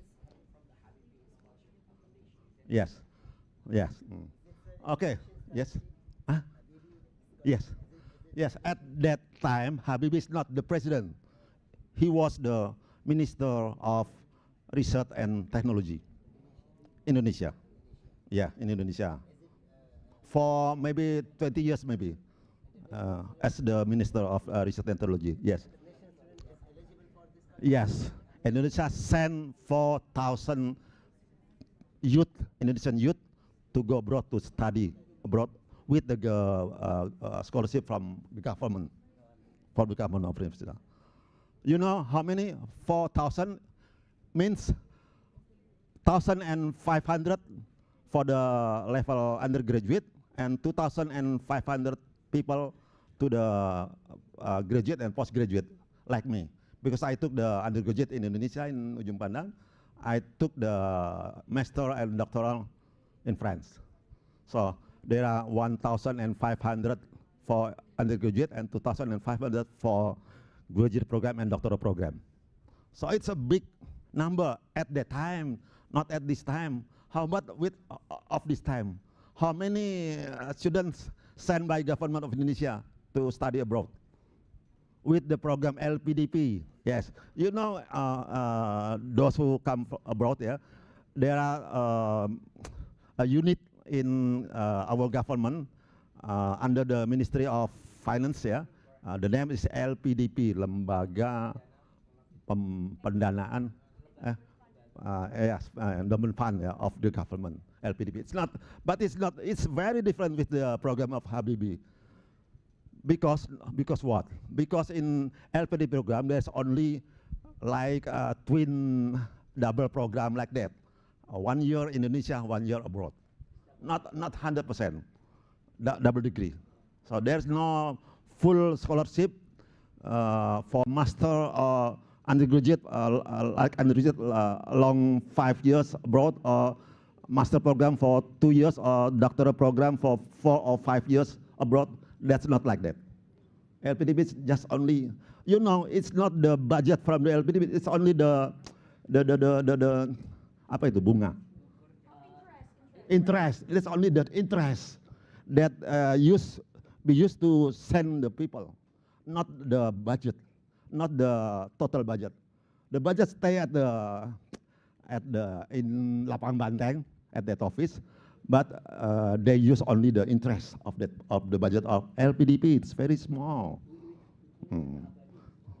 Yes, only nobody yes. So that's a problem. Next. So this is the profile members. Not in this year. Yes, there's the country America, Australia, Austria, Belanda, Holland, Britain, UK, Germany, Japan, Canada, France, and the other. It's the department that send the student. Next. So, personal experience. It's my family. So my family is very close with him, with Pak Habibie. When he passed away, what time Pak Habibie passed away? 2018, about 7 years ago, yeah, 7 years ago. I was beside him when he was passed away in the hospital of RSPAD in the central Jakarta. Yeah, very sad. It's like my father. Yeah, it's my that one. It's our current president. Those who from abroad. What's the name of our current president of Republic of Indonesia? From Argentina, huh? Our current president, our president of the Republic.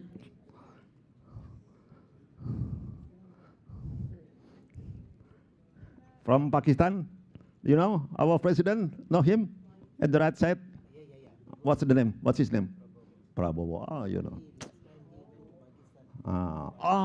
yes. So we are brother. Okay, thank you. Okay, next slide. So it's a B.J. Habibie leadership principle. It's very interesting. B.J. Habibie's leadership principles are known to be very unique because they combine the intellectual brilliance of a technocrat with an inclusive democratic spirit. So at his era, so people can speak everything. Yeah, people can make the party freely. People can do what they want. Next slide. So there's integration, impact, and impact, blah, blah, blah, blah. What time is it now? It's very close, yeah? What time is the, Luisa? I'm not for a long time, yeah? So there is the impact and impact. What is impact? Impact. No, that's from abroad. Impact, what's the impact? Science ethology. Science ethology impact. 10 minutes, okay. Impact is faith and pity. So we combine impact and impact. That's the philosophy of Mr. Habibie. Next slide. Sorry. Faith without science ethology is powerless. Who said that? Yeah. Reverse, science ethology without faith is dangerous. Why? Why is it dangerous? Yes. Do you know how there are so many corruption in Indonesia? How many percent corruption? What about in your country? It's the same condition maybe, yeah? Same condition. Yeah? Why there is so many corruption in this world? That's the definition of Habibie. You can take a picture and you send to the people in your country. This is the philosophy of Habibie. Is it true, no? Next slide. Transformation and visionary leadership. So change orientation. We have to change. Yeah, we have to change. We do not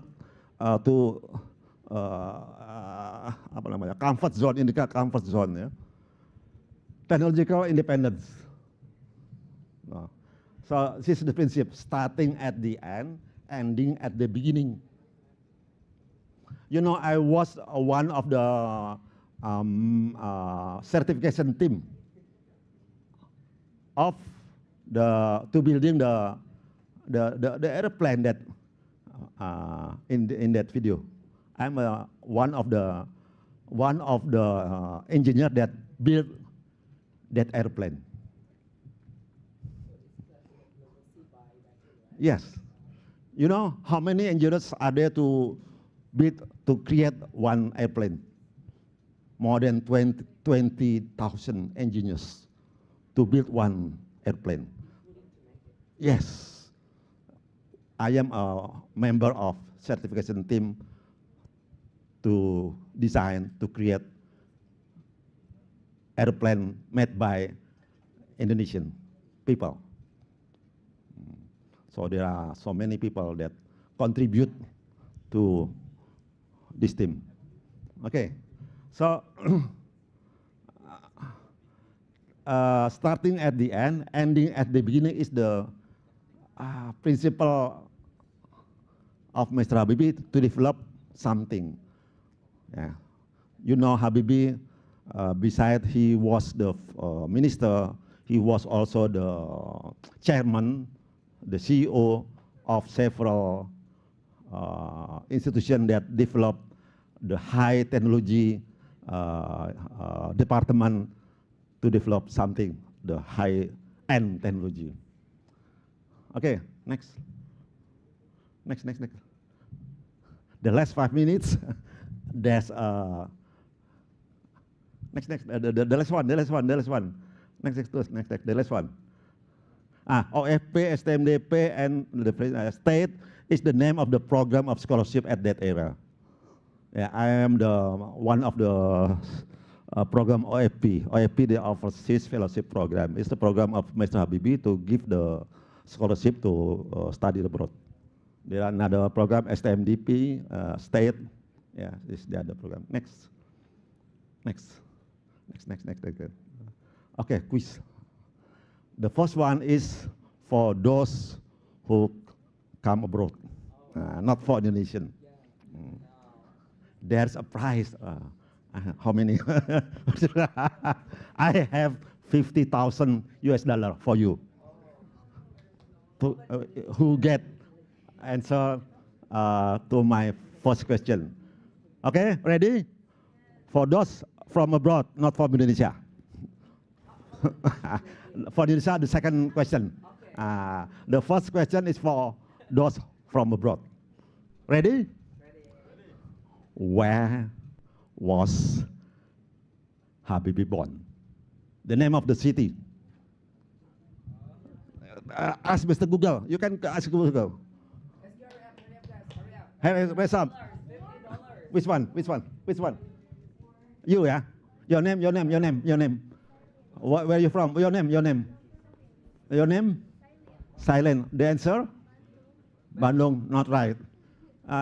You from? Nepal. No. Your name? South Sulawesi. Your name? Sorry. It's from Nepal. Your name is? Okay, the answer is? Pare. Good.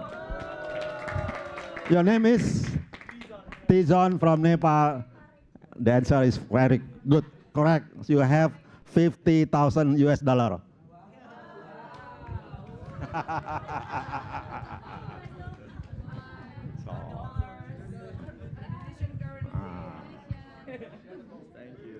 Congratulations. The second question is for Indonesian, but those who come abroad, if you know, you can answer also. Okay? It's for all. The question is, strategic industrial state-owned enterprise. Do you know that? BUMN, yes, BUMN. Indonesia version, BUMN. Not BUMN, but BUMNIS. BUMN is industrial strategic industrial. BUMNIS. How many BUMNIS are there at that era? There are 10 BUMNIS. Right now, there are more than 27 maybe BUMNIS in Indonesia. So the holding company is, maybe you heard about the CEO is Prof. Yoga. What is the name? Land, the holding is land. Give the name of the three enterprise that strategic industrial state-owned enterprise, three enterprise. That one, member of the BUMNIS, three enterprise. And, three enterprise, and what is their role? three enterprise and the role.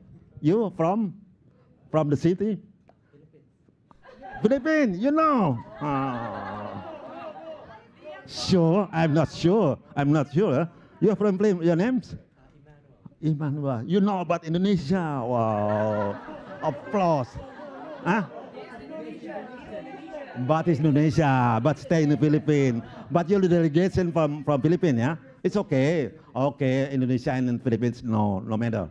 Okay, your answer is the three Bumnis. PT Dirgantara Indonesia, Yes. PT PAL Indonesia, Yes. PT Pindad. You googling ya? Yeah. Dirgantara and then? PT Dirgantara, PT PAL, PT Pindad. Okay, the role is PT Dirgantara. What's the role? Oh, the role is for the airfare and also Yeah. for To build what? To build what? build pesawat terbang. Pesawat terbang. The Yeah. second is? PT PAL. Okay. It's like industry for shipping. Shipping. And the third? And Pindad is for like senjata dan amunisi. Okay, Pindad. What is the acronym of Pindad? Interesting. Huh?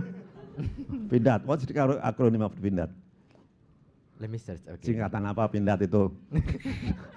Kalau nggak tahu nggak jadi ya. Menarik. Pindad is perusahaan industri angkatan darat. Okay, you're right. There's a price $50, $50 for what's your name? Emmanuel. Okay, congratulations. $50,000. Okay, congratulations, Emmanuel. Okay, so there are 10 BUMNIS ya, badan usaha milik negara, industri strategis. So there are the strategic industrial state-owned enterprise that build the high-end technology. PT is the enterprise that belongs to government, belongs to the state, that create the airplane. Is PT Dirgantara. That's right, yeah. The second one is PT PAL. PAL is the enterprise that build the ship and also the submarine. Okay, the third one is Pindad. Pindad is PT perusahaan industri angkatan darat. Is for the army to create the weapon of the army. Yes, the third Pindad and the fourth. Who knows the fourth? PT LAN, Lembaga Internasional, PT INTI, Industri Telekomunikasi Indonesia, PT apa lagi? Hah? Nuklir nama PT-nya apa? Nggak ada, adanya Batan. Ada PT Barata, ada PT Pindad, PT BBI, Babas Indra, ya itu, ya. Oke ya. Right now there are about 27 BUMNIS under the president of Prabowo. Okay, back to the slide of Prabowo. Talking about the Prabowo, I give the information very important that Prabowo said, I met him about 6-7 months ago, before he became the president. He said to us that he will give the program to continue all of the Habibie dream. All of the Habibie did everything. He will rebuild that project. That's how we would. He will send 10,000 doctors to take study abroad, doctor medicine. He will send more than 20,000 people to go abroad to the STEM project. Do you know STEM? Science, technology, engineering, mathematics. Yes. Applause for our President Prabowo. We support him. Okay, thank you very much for the time and see you later. Thank you, Lisa. Oh yeah, take a photo with the winner of the quiz, like that, the last one, like Emmanuel and okay, you can Philippines and Nepal.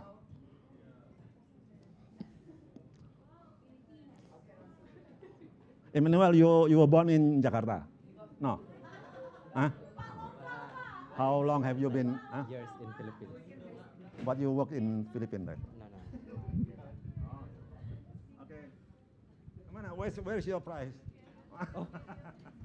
Where's your prize? I give it to Intan. Intan take it.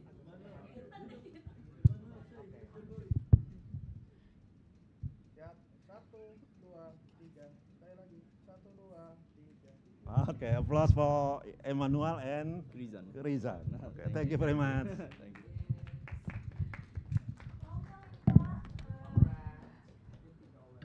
Okay, give a big round of applause for Sir Jarod, everyone. Okay, for the next session, we're gonna be breaking into groups so you guys can finish your presentations. And after that, we will have lunchtime. So you guys can manage your own time and be back here for the presentation by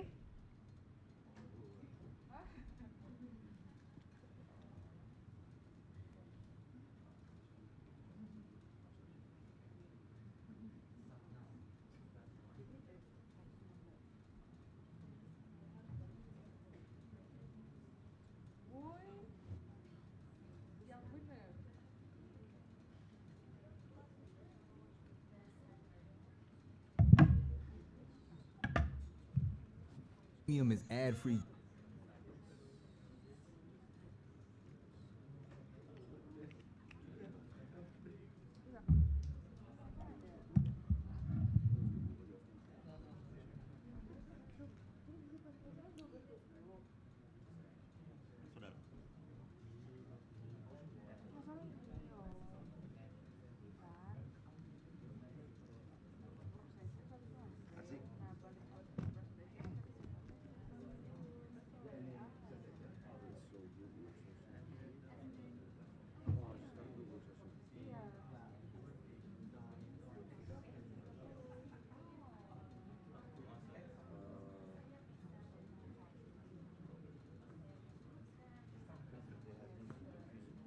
So, okay, we're 30 minutes late from the actual rundown. See, let me ask.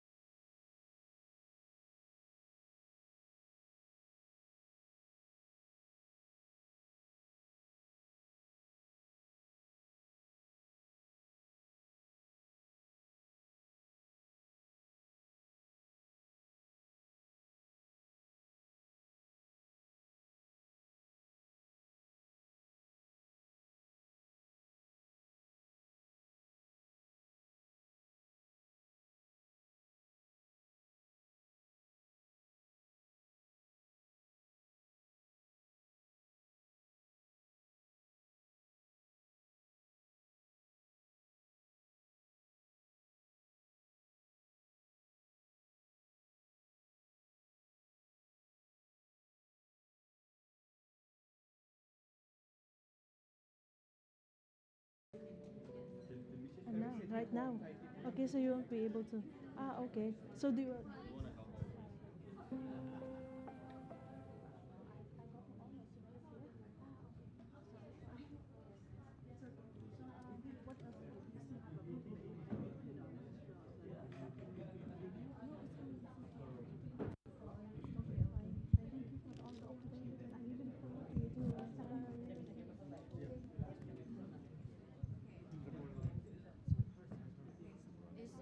Intan.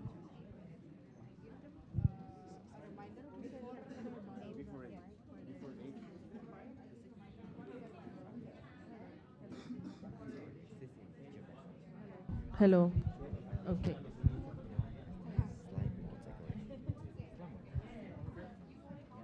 All right. Okay. Okay, so group 5 will be presenting so that we can already move forward. So group 5 will start at 1:11. Everyone, fellows, please settle down. Organizers, kindly listen to one of the best groups here. One of the best groups in APNG, because we have 6 best groups here. Okay, so this presentation again will run for 8 minutes, and then 1 minute for the Q&A. Okay, everyone, the update is 1 minute for the Q&A because the buses will be already waiting for us. Okay, so let's start. Okay, thank you. Okay, no, the MC will do that first, and then we'll hand it over to you. Okay. The timer starts now. According to the UN World's Urbanization Prospects in 2025, what are the major challenges for urban living? Right, right. So unemployment, health and environmental crisis, right? Health quality. There are so many aspects, house affordability, and because of all these reasons, there is this one specific problem and situation that can solve all of these things, and that would be? Right. So, ladies and gentlemen, we're going to highlight public transports can solve all of these. Why is that? Because we're talking about mobility in here. We're talking for the fact that mobility can help access to education, can solve this house affordability because you don't have to stay in Jakarta, you can stay in so many other places in Jabodetabek, I mean like in any other areas outside that urban area, and not to mention about air pollution. We're talking about something that's significantly affecting our health, what we breathe and the food that we're consuming. So, what is the best city that we can implement this project? Jakarta. Correct. Why is Jakarta? Because Jakarta, technically, guys, is the most populous city in the world according to the UN report and World Meters in 2025. And because of these reasons, Jakarta, we have the budget, we have smart traffic lights, we have the CCTV, like very, very advanced CCTV, but the problem is that this traffic is not yet solved. This traffic congestion sucks in here. That's why we're going to implement it in Jakarta. Then, why we're choosing, I mean like, what is the best blueprint that we can learn from? Right, Tokyo. Because Tokyo is the third biggest population in the world, and yet they're having a very, very good public transport. Can you imagine, guys, in here, it takes me like few hours to spend, but there it only less than 1 hour, simply because they have a very, very integrated public transport. And in this matter, we're going to solve that with public transport. Me, Intan Destia from Indonesia, without my help from my friend who's suggesting this idea, Emmanuel, and then Amy giving us the idea of how is it living in the Taipei, in the developed cities, and then other friends, Javed from Pakistan, and then Kek from Philippines, they're giving their perspective how it is in Philippines and Pakistan, and then without the help of Wesley, and then what else, Dason, and also another friend, Anga. Without these friends' help, it's gonna be so hard for us to finish everything in a short period of time. So ladies and gentlemen, AI for urban living will be solved by public transport and will be explained specifically by Emmanuel. So when the public transport alone is not enough to reduce the congestion, the key challenge is how to accelerate the traffic flow, especially through the smarter traffic lines planning. And one promising solution comes from the nature-based solution. Next slide, please. Specifically for the slime molds, the algorithm, although slime molds are simple organisms, they demonstrate remarkable intelligence by finding the shortest and the most efficient path to food based on environmental condition. This behavior has been successfully applied in transportation planning in Tokyo. In the next slide. So Takamatsu showed that slime molds inspired models identified train routes 10% shorter than those designed by engineers.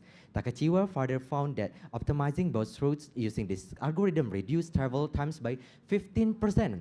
Earlier research by Nagasaki also proved that slime molds can also solve complex networks by mathematically determining the shortest path. And building on this, our project applied a dual AI tools, which is combining the first, the RL, or reinforcement learning, and supervised learning. Reinforcement learning evaluates the multiple slime molds inspired routes by learning from efficiency outcomes, such as distance, energy use, and congestion. While supervised learning leverages the historical mobility data to guide optimal routing decision. And this approach is highly relevant to Jakarta. In the next slide, okay, this one. Sorry, the previous slide, which is currently entering its second phase of public transport development, especially MRT. Implementing the nature-inspired AI can significantly accelerate the route optimization, reduce traffic congestion, and support a more sustainable and intelligent urban mobility system. Okay, and so many of you may be skeptical about like how can AI solve the issue immediately, and like the answer is definitely and honestly and apparently no. But it can be. But imagine like AI is there to like optimize the whole process, but basically the amount of land is there and the amount of people is there, and so we also need to time to experiment and to put it into practice to see how it can be optimized. So it definitely is gonna take a few years. And so next slide, please. Oh, so that's why it's very important that we combine the dual requirement, meaning that we not only focus on using AI to optimize the whole process, but that we are putting a lot of emphasis on like the government, the policy, and the urban planning part. So when these two are combined together, we can fully go for a more AI and more smart culture that can truly solve the problem of congestion and traffic jam. Next. And so a lot of us maybe would think of AI as something that may replace us, or that we use AI instead of like making decisions on our own. But it is very important that we think of AI as something that it is a tool, and the tool combined with our own brains and with the statistics that we collect, we truly have a comprehensive and holistic approach to solving the problem that is existing in Jakarta. And next. I think there's still, yes. And so I would like to say that our perspective is grounded on the research from organizations in like World Bank, UN Habitat, OECD, and multiple urban mobility and infrastructure studies. And so one important call to action is that AI is an accelerator, but only when it is combined with governance, infrastructure, and long-term planning, and multi-stakeholders collaborations can we truly achieve a sustainable, a smart future together. Thank you. Thank you very much. So technically, just to add on, guys, it is very important. Can you imagine in Jakarta, we have more than lines.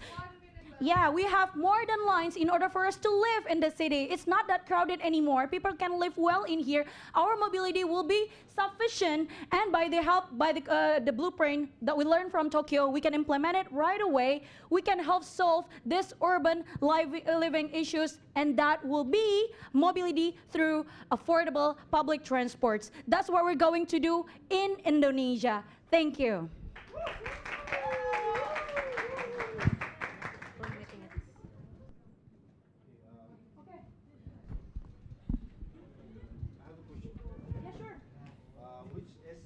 Hold on.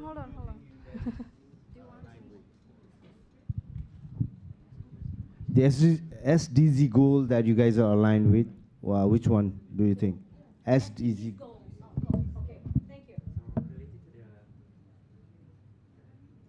Okay, So related to the sustainable development goals that we aim to object in here is the first is about energy sufficiency, is about energy use. The second is also about climate action. Why? Because the more people use the public transport and the more sufficient the public transport itself, so the pollution itself will be lower and will reduce as well. And also the third one is about the industry and also city development. So the three main focus of the SDGs itself can be solved. So specifically, it's in SDGs 9, SDGs 11, and SDGs 13. Thank you. Okay. Amy would like to add something? Sure. And also like poverty, because like the more accessible public transportation is to everyone, the more affordable it would be for people to travel around. So your poverty 1 would minute be is one up. of them. Thank you. Thank you. Okay. What is the innovation that you guys what is the innovation? The slime. The slime that we're just showing. Can you guys please to go back to the previous slides? The slime. Using AI to analyze it and also making the route for more effective and sufficient planning for the public transportation. Is it discovered by you guys or someone else already? Oh, so. So by different actors, we're discussing it. We learn it from the blueprint because the best strategy is you're learning from the blueprint that is successful in implementing this. That's what we learned from Japan, and also we're combining it with the algorithm which is already assisted. And we need to adapt to the local community needs and local area needs too, guys. So even we're learning from another country, another city, but we still need to adapt. And you know, as Amy said, multi-stakeholder collaboration will help to finish and to successful this idea. Thank you. Okay, thank you very much, Group 5, for your presentation.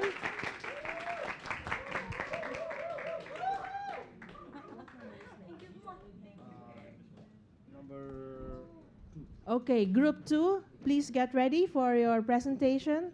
And I hope that you also have your timers with you. And then next is Group 6, please get ready as well.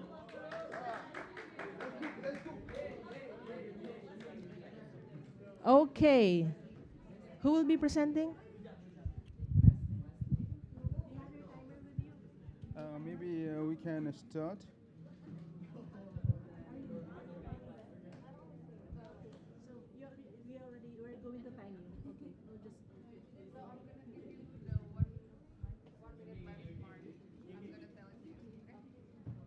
Okay, perfect.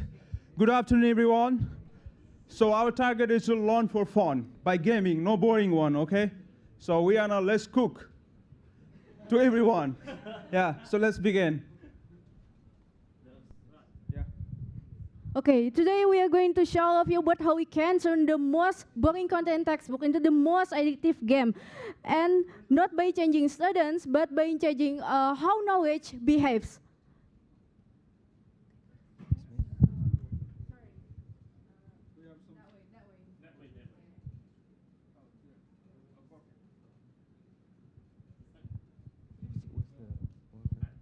Okay, so there's only one teacher, but now we have 40 students, and every student has a different mind, different interest. How can we just apply the same like textbook or topic into 40 different unique minds? So next, please.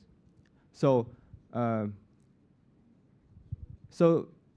what's the real problem?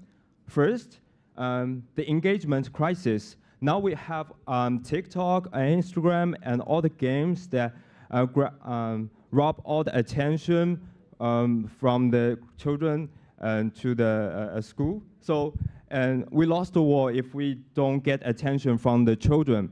And the second one, the skill problem. So there is only one teacher. He cannot tailor the same topic into like 40 different lessons to 40 different minds.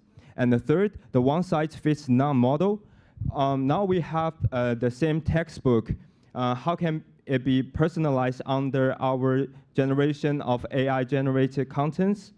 Next, please. So next slide, please. Yeah, so our solution is this, the Adapt ED engine. So on the left side, we have a personalization things, which is very simple formula. it just inputs the subject and interest, and it equals to a game. So for example, we have to study gravity, and the children, he loves like Minecraft. So it will generate a game. While playing the game, the children will study like gravity and have some quiz to help him like quickly learn this topic. And how to make this profitable and self-generated, we create the creator economy. So all the users can upload their work into this community and share with others. When it will be used by others, they earn credit and the tokens to generate more items, or it can be profitable to earn money. Yes. And this relates to the SDG topic of education.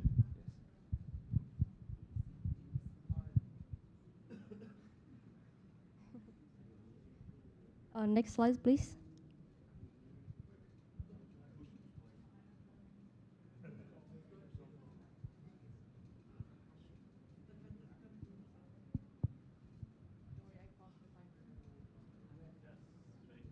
Okay, next I will try to explain the core of mechanism of ADAPT ED, which is the continuous learning loop. So first, the student will answer a question that the system will show. In this slide, we have example of basic math problems, which is 8 times 7. And the second, the system will evaluate response. It will give instant feedback, which is with the answer is wrong or right. It will keep the student engaged and keep motivated. And the third one, the performance will be tracked by AI. It will track the speed, accuracy, and streaks which is build the performance profile. And lastly, the last step, the difficulty will adapt automatically by AI. So AI will adjust the difficulty of the task. For example, here the basic math problems become 12 times 9, which is more harder than before. So the cycle will repeat, ensuring the student will never bored and never overwhelmed. Now I will discuss about the technical overview. Now we will put the input. Our input is related for the standard textbook or the subject knowledge that we choose. Then we categorize them to the H category, language and the preferred games that get like. So after the process, they have the information, it put into the AI will change to the logic or the information into the game mechanism and the question level scenario and quiz, and produce the game like the interactive game, visual experiment like the automated content generation. Now this one is the business model. What is the focus on? Our customers, what is the value we want to bring, and our costs, then the revenues. Next one. For the SWOT is our strength. What is our strength? Is the automated content created based on the key in for the inputs, then the high engagement so the people can join. Then the weakness is depend on the AI accuracy because we want to test all the things.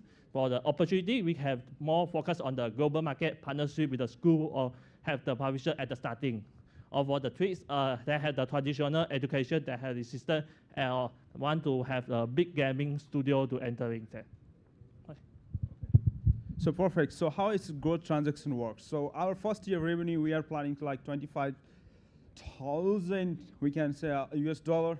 It will revenue if you invest the cost of like 61,000, and it will go on in the peak level. And as you know, like education is the such business or field, it will never decline. It will always have a lot of demand, and we want to make like more fun way. So here is a more brief revenue plan. First is like free plans. It's kind of like if you use Duolingo, if you share with your friends, you got more like a credit, and that plan can use like in a paid as well. And also as our member mentioned previously, like with integration of university and school, and will also give like a lot of benefit in the future of advanced premier plan. Their user can have direct integrate with like based on their personalization, or also like as their assistants, like personal assistant for 24/7. And yeah, let's make You have 1 more minute. education as a fun. So call for action, join us, make this happen in real life. Who knows? This app can be success. This idea can success in around the world. Oh, sorry.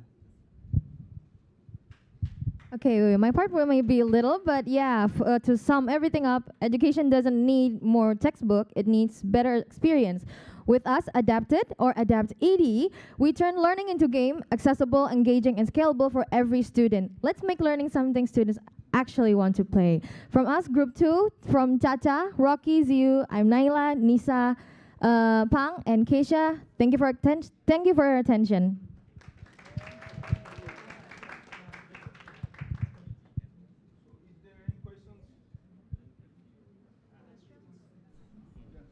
Hello.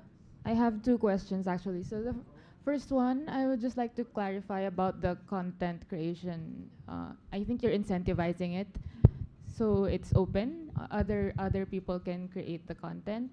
Is that correct? You said you're incentivizing. we So can. how are you going to regulate or check the accuracy and the safety of the content? Because these are for children, very vulnerable group. So you are mentioning about this one, right? Is this one or? Former slide. This one, the creator economy. So they can earn from it, right? So I think this can be exploited because of the potential to earn. You can keep on uploading without really ensuring the quality. So how are you going to ensure the quality of the So content? for personalized and human engineer like us, we'll manage this, because we cannot make sure like AI can do everything is wrong. I mean, correct. Yes. As I give a study talk, uncertainty is really big issue. So human engineer can make sure this content is correct. So after teacher or AI assistant can go through it process, I mean first like as a software tester or like verification will test it and then we'll let it publish. Yeah. So it's To it's clarify, really good. is it the teachers or is it like As the a team? engineers, yeah. The engineers Yeah. are going to As a manually technical, yeah, manually exactly. check the content that's Exactly. being uploaded. Yeah.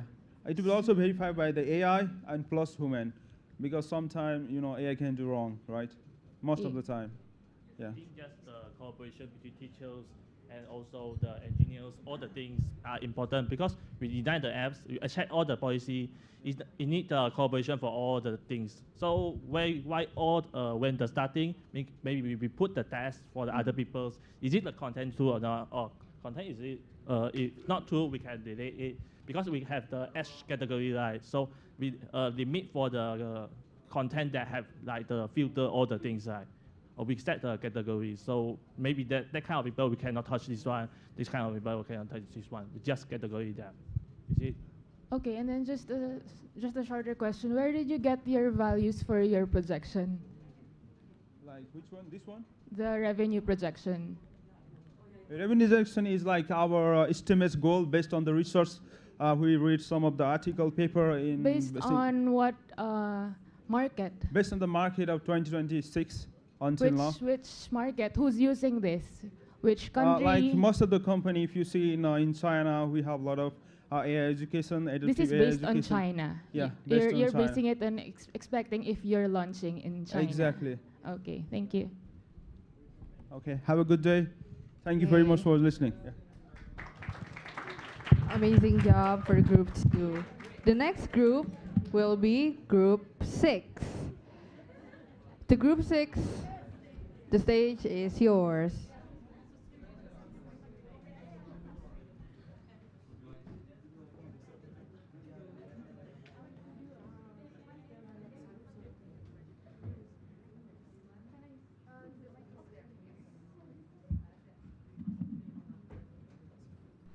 The group after 6 would be Group 4, so please prepare. Thank you.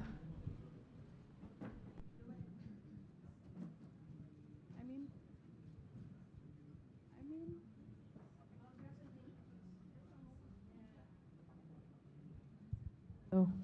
Presentation, please, for the group 6. Group 6, right?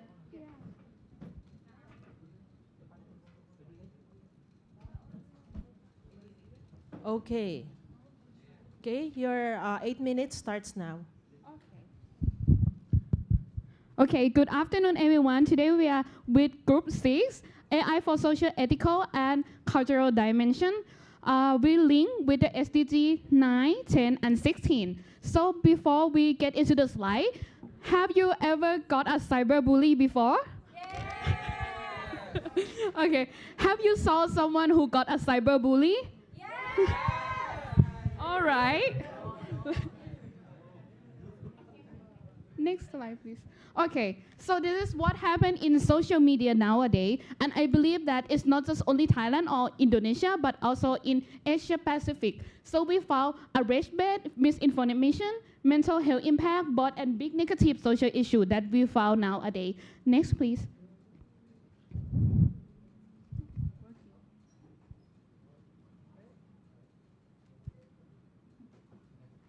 Okay, so this is the real cases that happen. As you can see that they have Thai cases about people with disability got cyberbullying, and also the online scam in Indonesia. And I think that it's not just only Asia Pacific, it's a global problem. Next, please. So what happened?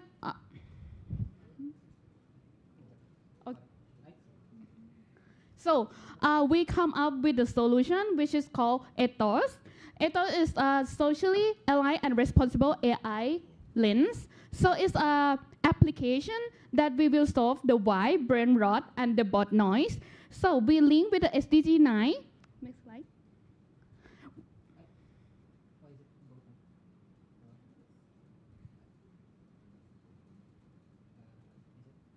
Yeah.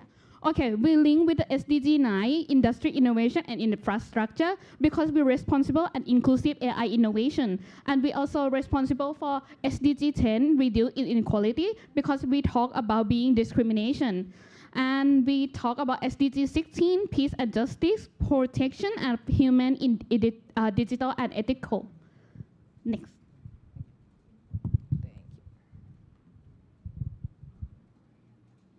Okay, so what are the goals really? First of all, we need to be able to detect harmful content of any kind, be it discrimination, dehumanization, which occurs very commonly in digital social spaces, be it social media or even something simple as YouTube comments, because that also counts as a digital social space. Now next, we need to be able to parse the quality and value of a specific content. Maybe content that are meant to bait engagement, like YouTube bot comments, or comments that are in the form of advertisement. There are also comments in the form of replies that are indirectly or even directly harmful due to their capability of inciting conflict in these social spaces, like rage bait comments, or commonly known as from the youth of today. This is a handful. Hello. Now, about the app itself. This app.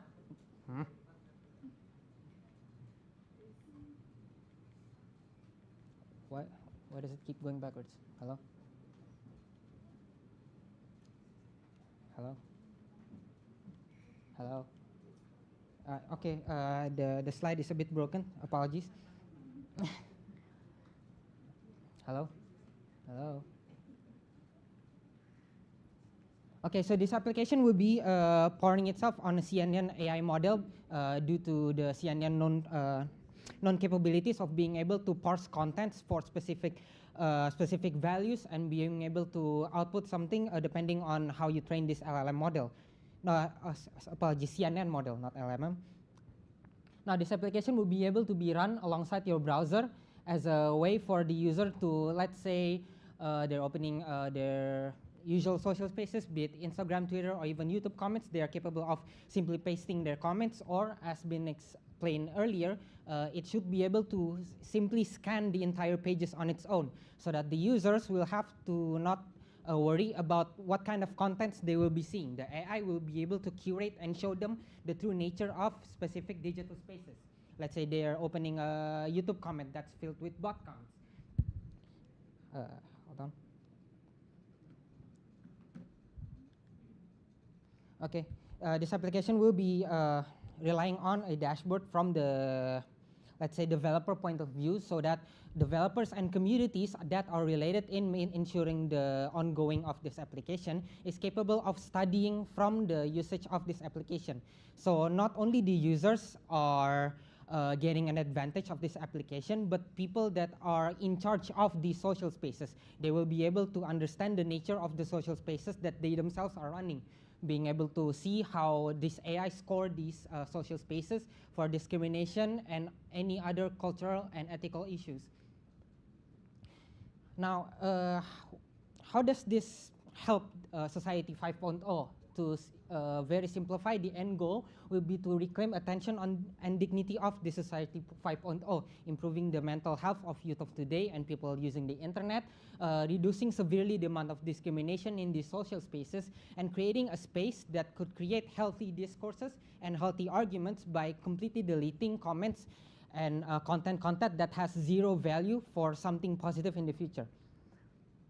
Now, speaking of the future, for an application that currently is capable of, let's say, parsing and scrubbing through text-based content, obviously the next step would be to improve it so that it is capable of parsing digital video content, with the very far future goal of it being an open community where any one part of this community can help improve this application to go back improving their community itself, improving the digital spaces that they spend the most time in on the internet. Okay, thank you.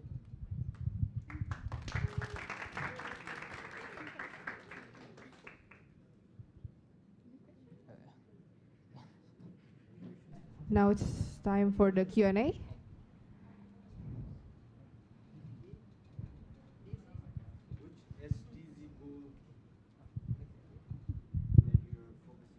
Uh, 9, 10, and 16. We have like inequality. The 9 is industry innovation and infrastructure, and SDG 10 is inequality, and SDG 16 is peace and justice. Because we protection of human in digital and something like that with inclusivity. We focus more on inclusivity. What is the innovation? The innovation is like an AI that detection the spam. So for the innovation, so the last of our slides saying about the responsible AI innovation, not only infrastructure, but also we confirm about the ethics and privacy and security in design. So that's why we put the innovations as the long-term view of this ethos, which is our solution. That's it. And you said you're deleting the comments. You mentioned something that the comments will be deleted completely from whose end? From the user's end only? As been explained, the main purpose is not directly censorship, because that goes into privacy and up to go back for some reason. Press, yeah. Because we're trying to help curate and help people understand how their own digital social spaces work. So we cannot just directly delete something, right? It's the responsibility of the people managing the social spaces, which is why we added the dashboard to help the people managing these social spaces be able to, let's say, moderate their own social spaces a lot better. So you're targeting the platforms, not the end users? Well, we're targeting both, because both needs to work together. Especially social media is user-generated content. So when we cannot do the deleting or censorship because it's a platform responsibility. But with this, especially if we are user, we can help to report, right? But if the platform is the owner of the platforms and then connect with us, connect with the platform, they can directly delete it. So it's like of AI content correction. Okay, that was an amazing presentation by Group 6. Give a round of applause, everyone. Now, moving on to Group 4. I would like to call Group 4 into the stage.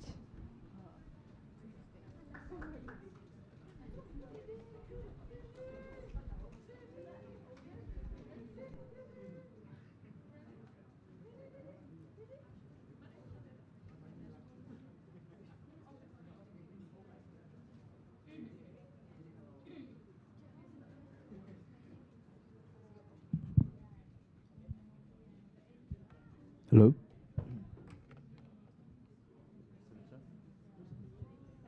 So, hello everyone.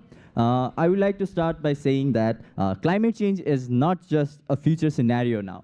Climate change is a long-term existing process that has already reshaped the society, the economy, and the natural systems of our world. So today, we all must broadly agree between two things. That is, we must reduce the greenhouse gas emission, and then the carbon emission must be recorded. It must be measured and governed across the industries and border. And hence, we have the system Climate Link, a transparent carbon credit scoring system powered by AI. Can you do the next slide? So meet our team, Sile, Shevin, Silene, Fuje, Esme Krizan, and Christina. Okay, now I would like to give the mic to... Okay, so for climate change, you can say from this chart, we can say from this data, I took it from Met Office from 2026, we could see that it is actually increasing, which means that it is a factual thing that is happening, a real problem. Can you, next? And to solve that problem, we have a few ongoing solutions. For example, market-based instruments to reduce greenhouse gas emissions, such as carbon credit systems. This is the solution that is used by companies and a lot of people. So carbon credit system is a system where companies can compensate for their carbon emissions by buying credits from projects that reduce carbon emissions. For example, like airlines, they invested into the projects to like forest conservation and else. So carbon credits are like you produce pollution and then you pay to remove it. Next, the research from 2024 shows that about 87% of VCM, so VCM is voluntary carbon market where you can buy the carbon credit thing. Offsets likely do not provide real and additional emissions reductions, which means that they overestimate the credit that they claim from the real credit value. So like a project claims that it reduced a certain amount of carbon, but in reality, the reduction is actually smaller. Therefore, the effectiveness of these solutions, this mechanism, doesn't really depend solely on their financial mobilization capacity, but also on the verifiability, transparency, and credibility. Therefore, our motivation is not to create more carbon credits, but to ensure that the climate action is actually fairly valued and trusted. Before we proceed, one of our group mates sent a link to the prototype that we made to the website, so you may access the website on how our app looks. You may access it via the WhatsApp group. But to discuss today's carbon market is problematic because it relies on trusting a piece of paper. Specifically for problems, we have fake claims, old data, unfair pricing, and exclusion. Essentially, we are trying to fix the planet using slow manual paperwork that doesn't show the real picture. Now, our solution shows that we want to be the digital investigator such that we use computer vision to scan satellite images to prove trees are actually growing. And we do this by cross-checking with this real-time data like factory heat signatures and electricity usage. So instead of waiting a year for a report, we provide evidence score that proves a project is real right now.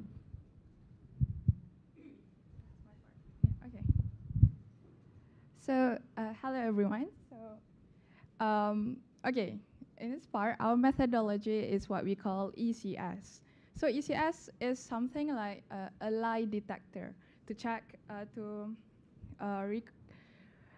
reconfirm that the data that we receive, let's say from the satellite or the IoT, is true. Okay, so the first step is, yeah, the directional support, this one, which we express them as SI. Okay, this may look overwhelming, but this SI is like, if the data matches the claim, let's say the claim says that it is like 900 to 100, 1100, right? Okay, so what if it's not true? So we cross-check it, and if it's true, then the range is positive, and if it's not, it's gonna be negative, a negative score. And then, next slide. Okay, this one, the independence, or we call it as, it's like we're spotting the redundants or the copycats. So we don't let the data cheat by repeating itself, all right? So we ensure that there's like multiple sources saying the same thing. And if there are two sources basically saying the same thing, the AI will lowers their score, all right? And yeah, so this ensures that we only give high scores when there are multiple and different type of evidence that is agreed upon. And the last one is the signal, or we express them as S. So this signal, like AI basically combine all of this after checking them and check for the duplicates. We combine this into one we call as live signal. So basically, it's like a jury, all right? And yeah, so this result is like a credit that is not just a piece You of have paper. 1 minute left. All right. So yeah, my point is here is that when the verification report of carbon emission is accurate enough, we can use this material as carbon credits, right, to our trade, just like money, because when our money is trusted enough, we can use it to trade, right? So right now we're talking about the challenges. For us, like misleading short-term data. It's a good result of a short period and might not last. The system needs to ensure long-term stability. For the second is like handling conflicts. The system is currently struggle to lower the confidence score when the different data sources contradict to each other. For the third, data access. It's difficult to get access to higher quality like paid commercial data, which will improve accuracy. Yeah. This the conclusion. The conclusion. Over. Okay. Wait a minute. Like continue. For the first is like continuous monitoring. Carbon credits should be. Sorry, the time is over. Yeah. It's time for question. Do any of you guys have a question?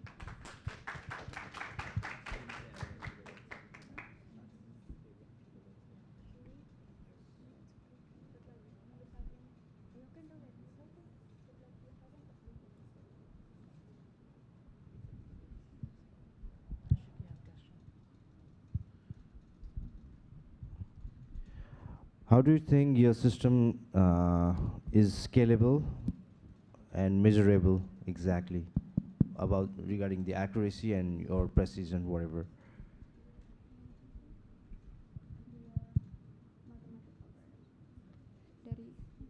Can you go back from the first? Yeah. Sorry, can you repeat the question? So my question is your system, okay, let me split this question into two. Is your system scalable or not? It is. How is it scalable? Well, this technology is built to expand across different regions. And by using computer vision and also AI, the system can monitor thousands of projects simultaneously, from afforestation, and yeah, it also provides a framework for local and the community to get measured and join the market. I'll add to that. So the concept of our project is basically letting users input their carbon footprint so that we can verify what was presented in paperwork to what was actually happening through the input of the users. So now the way that we try to make this work is that the input of the users actually goes through projects that can solve the carbon footprint that they are generating. Time is over. Okay, give a round of applause for group 4. Now moving on to group 3. Okay, group 3, the stage is yours. After group 3 is gonna be group 1. Okay? For the last group, could you please prepare yourselves during the Q&A of group 3 so that we will have enough time for our next event, okay? Group 3, here's the mic. There's also a mic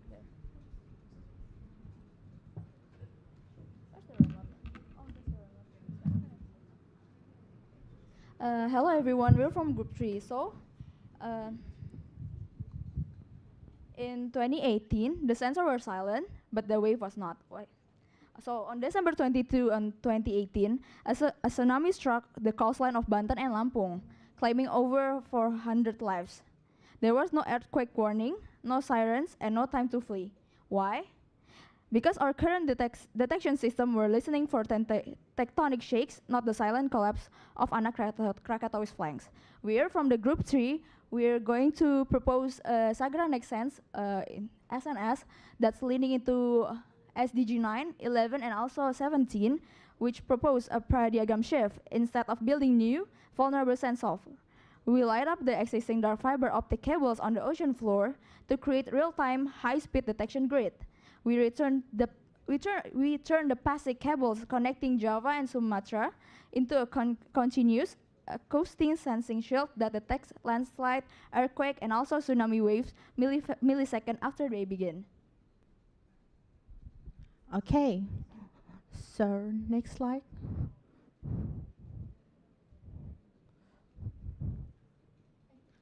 Okay, this is just our content for this presentation. So we will go the deep dive. Yeah, let's talk about what we focus on our project.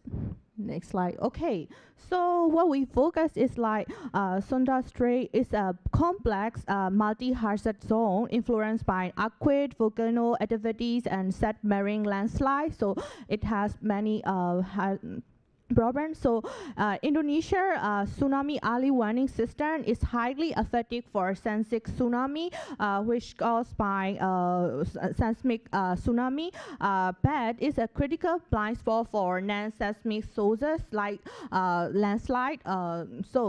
In example 2018, Anakata tsunami demonstrated this gap where the absence of underwater sensor led to the loss of critical early warning windows. In parallel, the region is vital submarine cable corridor facing frequent damage from anchor dragging and seabed instability. So why we focus on this problem now? So by using the DAS technology has now reached optional optional enable submarine fiber optic cable to as a real-time sensor. So based on this technology, we will do the detection of the multiple like earthquake, tsunami, and then volcano attack. Okay, next slide.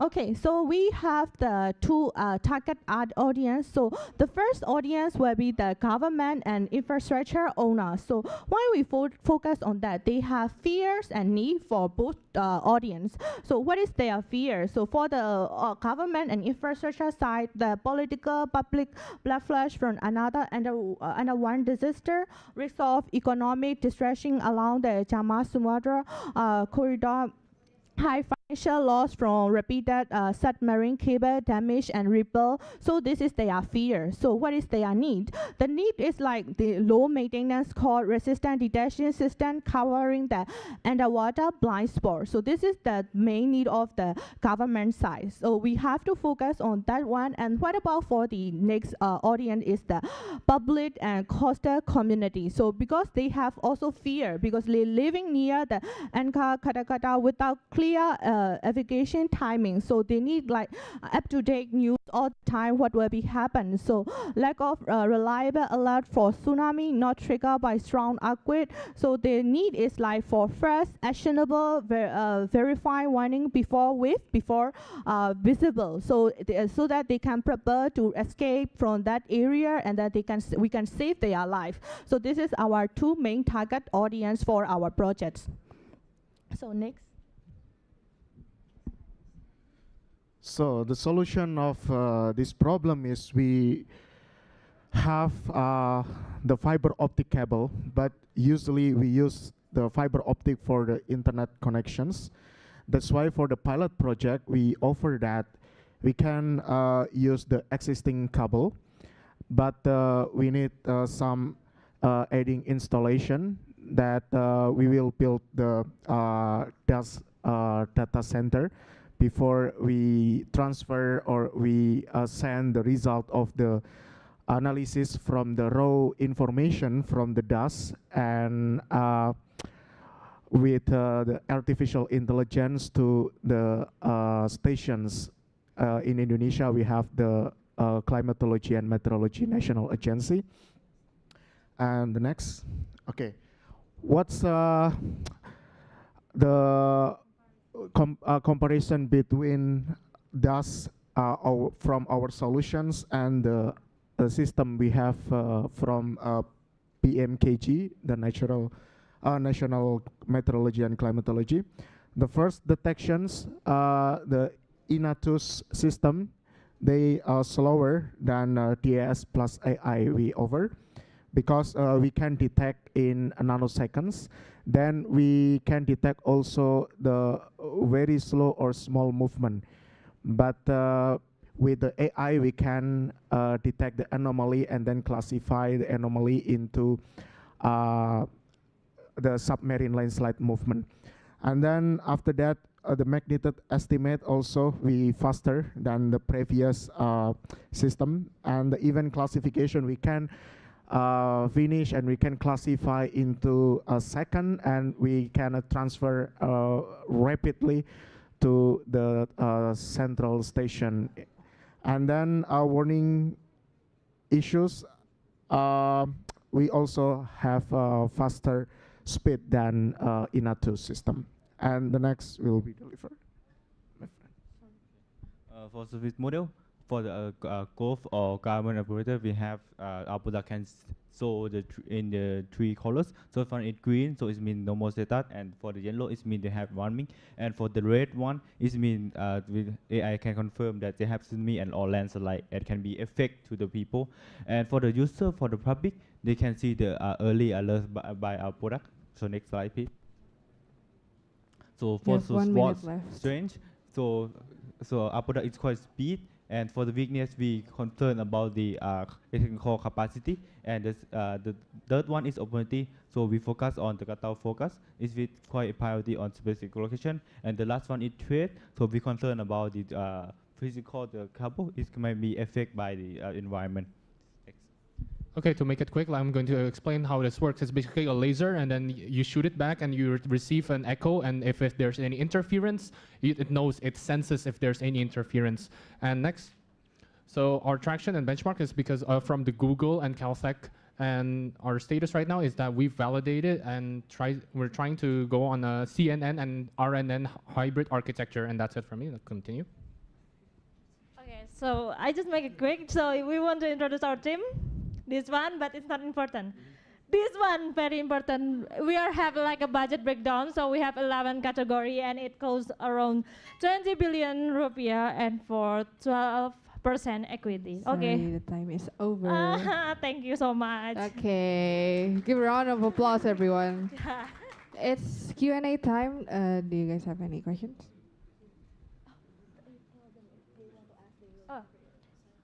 Anyway, we have like a prototype, so we will send to the group, so you can all play the prototype, something like that. So.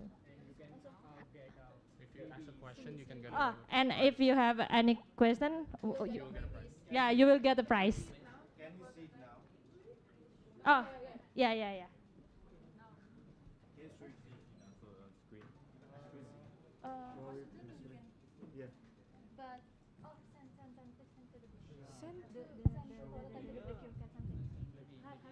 The solution gas pulse. Michael, go kirim, Mike. So we send it to the group chat.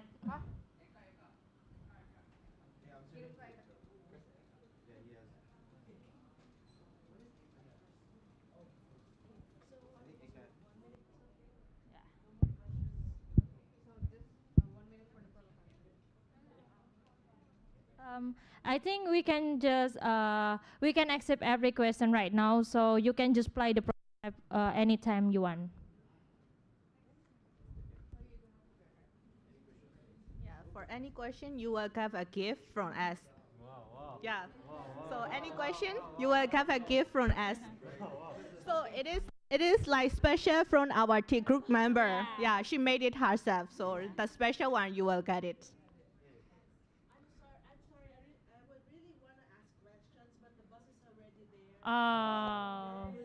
It's okay. We have understood your presentation and you have your prototype available. So thank you very much for your presentation, group.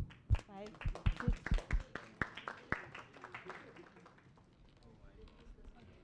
Okay, for the last group, group 1, the stage is yours. Yeah. Here, this one. And the controller for the slide. The controller, okay. Guys, where's the controller? Never mind. Okay, can you handle it? Okay, your 8 minutes. Yes. Okay, your 8 minutes starts now.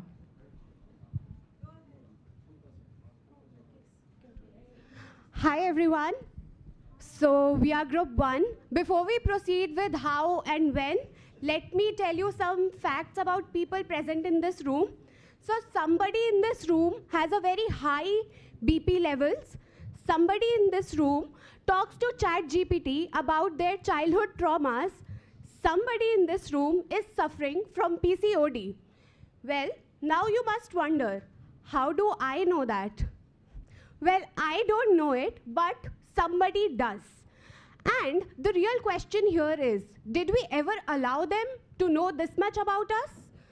Before we move forward to what is the problem, what is the solution, how we did it, what is it addressing, let's tell you some real case studies and some numbers. So as we see here on this slide, the APAC region, APEC, has had a 13% increase in the number of cybersecurity attacks. And this is already like a 13% increase from last year's, like 2024's number, which is like 34% of the world. 34% of the reports in the world are from APEC. So, and then you think to yourself, like, what does cybersecurity matter to me? I am not a rich person. I am not somebody important like that prime minister that keeps his poop in a suitcase, so nobody is trying to find his health data and trying to attack his health like that. I'm not that important. Well, let's see in this case study. In India, the largest medical institution ever has had an attack, has been attacked since 2022 by AI-powered cyber criminals. And the amount of data that they have compromised caused all their systems to be blacked out for like 2 weeks in a row. Do you know why? Because when cyber criminals have access, find some way to access the data, they can control it and then they lock it. They keep it in lock. They lock it away from the government and the government, the hospital, everyone like that. And then they hold it ransom, like some sort of blackmail. They have to pay millions and millions of rupees if they want it back. But the government refuses, so they have to fight back like that, right? But that fight takes 2 weeks and more and beyond like that. So a lot of data are still floating around, and randomly there are outages. Up until 2024, there's still outages happening. And you know what happens in those outages? The doctors and the nurses have to do things manually. And many medical emergencies, such as like allergy alerts, they come in late because there's no automation doing it anymore for the patients inside. And for people outside, there are a lot of criminals who also steal their identity, their also even like their finances straight from this healthcare, and they use it to steal money. No, not just steal. They can use it to steal money, or they can hold you ransom as well, even if you are not that rich. So it is important even for the little people. And as we can see here, Indonesia and India, the largest populations in the world, neck to neck in the number of data leaks everywhere. South Korea as well, even if it's not too big, it is a country targeted by a lot of cyber attacks due to how much is at stake there. This is the news site. And so what do we do with that? Okay, so as you can see, not one of us or like one nation is affected with it. Each one of us present in this room is affected with it. Every nation of the APAC region is affected with it. So let me introduce, but before I introduce you the problem, I'll tell you about a very fun thing, which is we have a very famous world leader who travels to, whenever he travels to different countries, his team, the national security team of that particular country, collects his fecal matter and urine, pack it, seal it, put it in a suitcase, and send it back to their own country. Now you must wonder, like, wow, that's crazy. And why did they do that? So it is just to protect the health conditions of that particular leader, so that the intelligence agencies of different countries cannot perform analysis of the matter to get to know about the health conditions of that leader.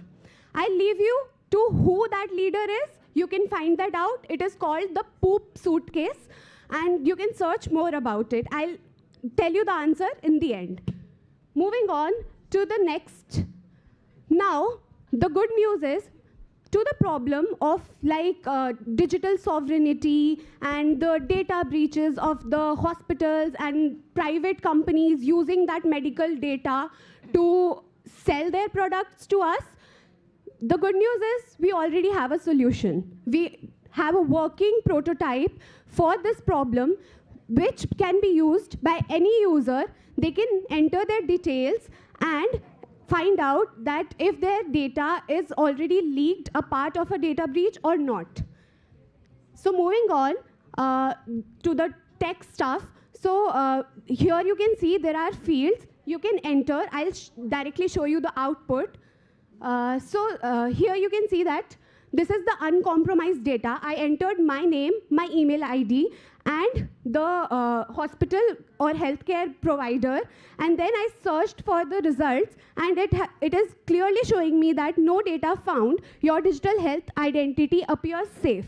Whereas for a compromised data, I used a very common name, which is John, and it is like very common name. So it did find potential health data exposure, and then it classified it, and then it also gave the risk score, and it shared the source of the compromise, who shared it, where it was shared, how it traveled, and how it can impact the person.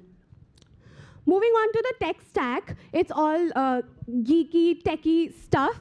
So since there were like time constraints and we had very few time in hand, so we developed it using Python. And okay, so we used Python and the already existent libraries and data sets to perform this. We do have a lot of features which can be added at a later stage. So the future scope. We can also integrate various emerging technologies into it. AI has already been used, and we can use like augmented reality and encryption methods, which are like evolving, quantum computing, etc. Moving on to the Society 5.0. So in Society 5.0, we already are all aware AI is watching us. No matter how we want, there are black boxes that watch us. So we have to find ways so that we are the one who can watch the AI back. We want to watch the AI so that the AI knows, the AI learns, we can control the AI so that the AI watches over our data security instead. And how can they watch over our data? Yeah, they do it by encryption and stuff, even by AI. We fight AI with AI. Thank you. Thank you. Okay, that's it for the presentation. Now it's time for the Q&A session. Okay. Hello. Can you explain everything, like your actual project, in just one sentence, just so it's clear? Sure, it's a web application where the user can enter their details and it will tell if their data has been, like healthcare data specifically, because it's SDG 3, the goal we are addressing, and they can find out if their data was part of a leak or not. And if it was part of the leak, then it will also classify and tell what was the source of the leak. Yeah, where is the AI component? So basically, we have used AI to analyze the leak and the data set, and it will assign the risk score. It will tell that how much risky is it for the individual whose data got leaked. So And that's the healthcare component is that, what's the healthcare component? It's all about health data. We're Yeah. checking Yes. only health data. Do you have measures like safeguards for data privacy since healthcare? Okay. Okay, let me answer. So actually that's recording about the GDPR. So we're recording with the GDPR, but we have on the documents, we have the detailed legal documents, like policy recommendations, and we have like 10 measurements to make sure that this data is secure or not.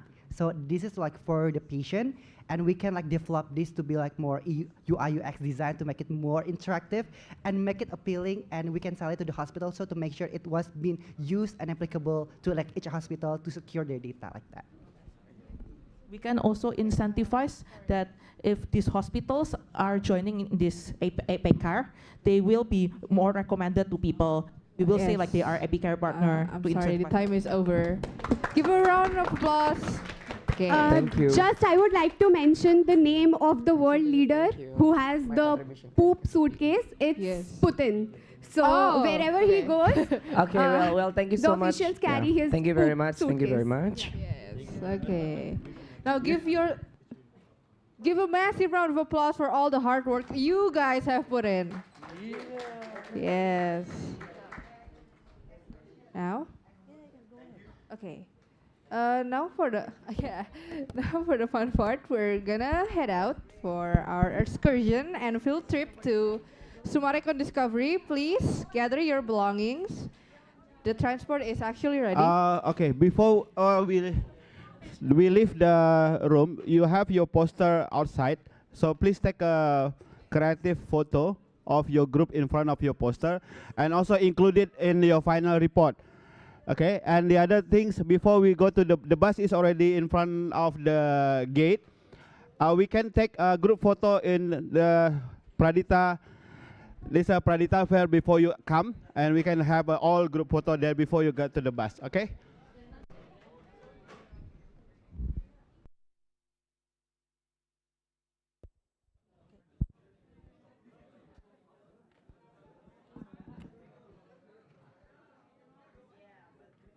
Hello.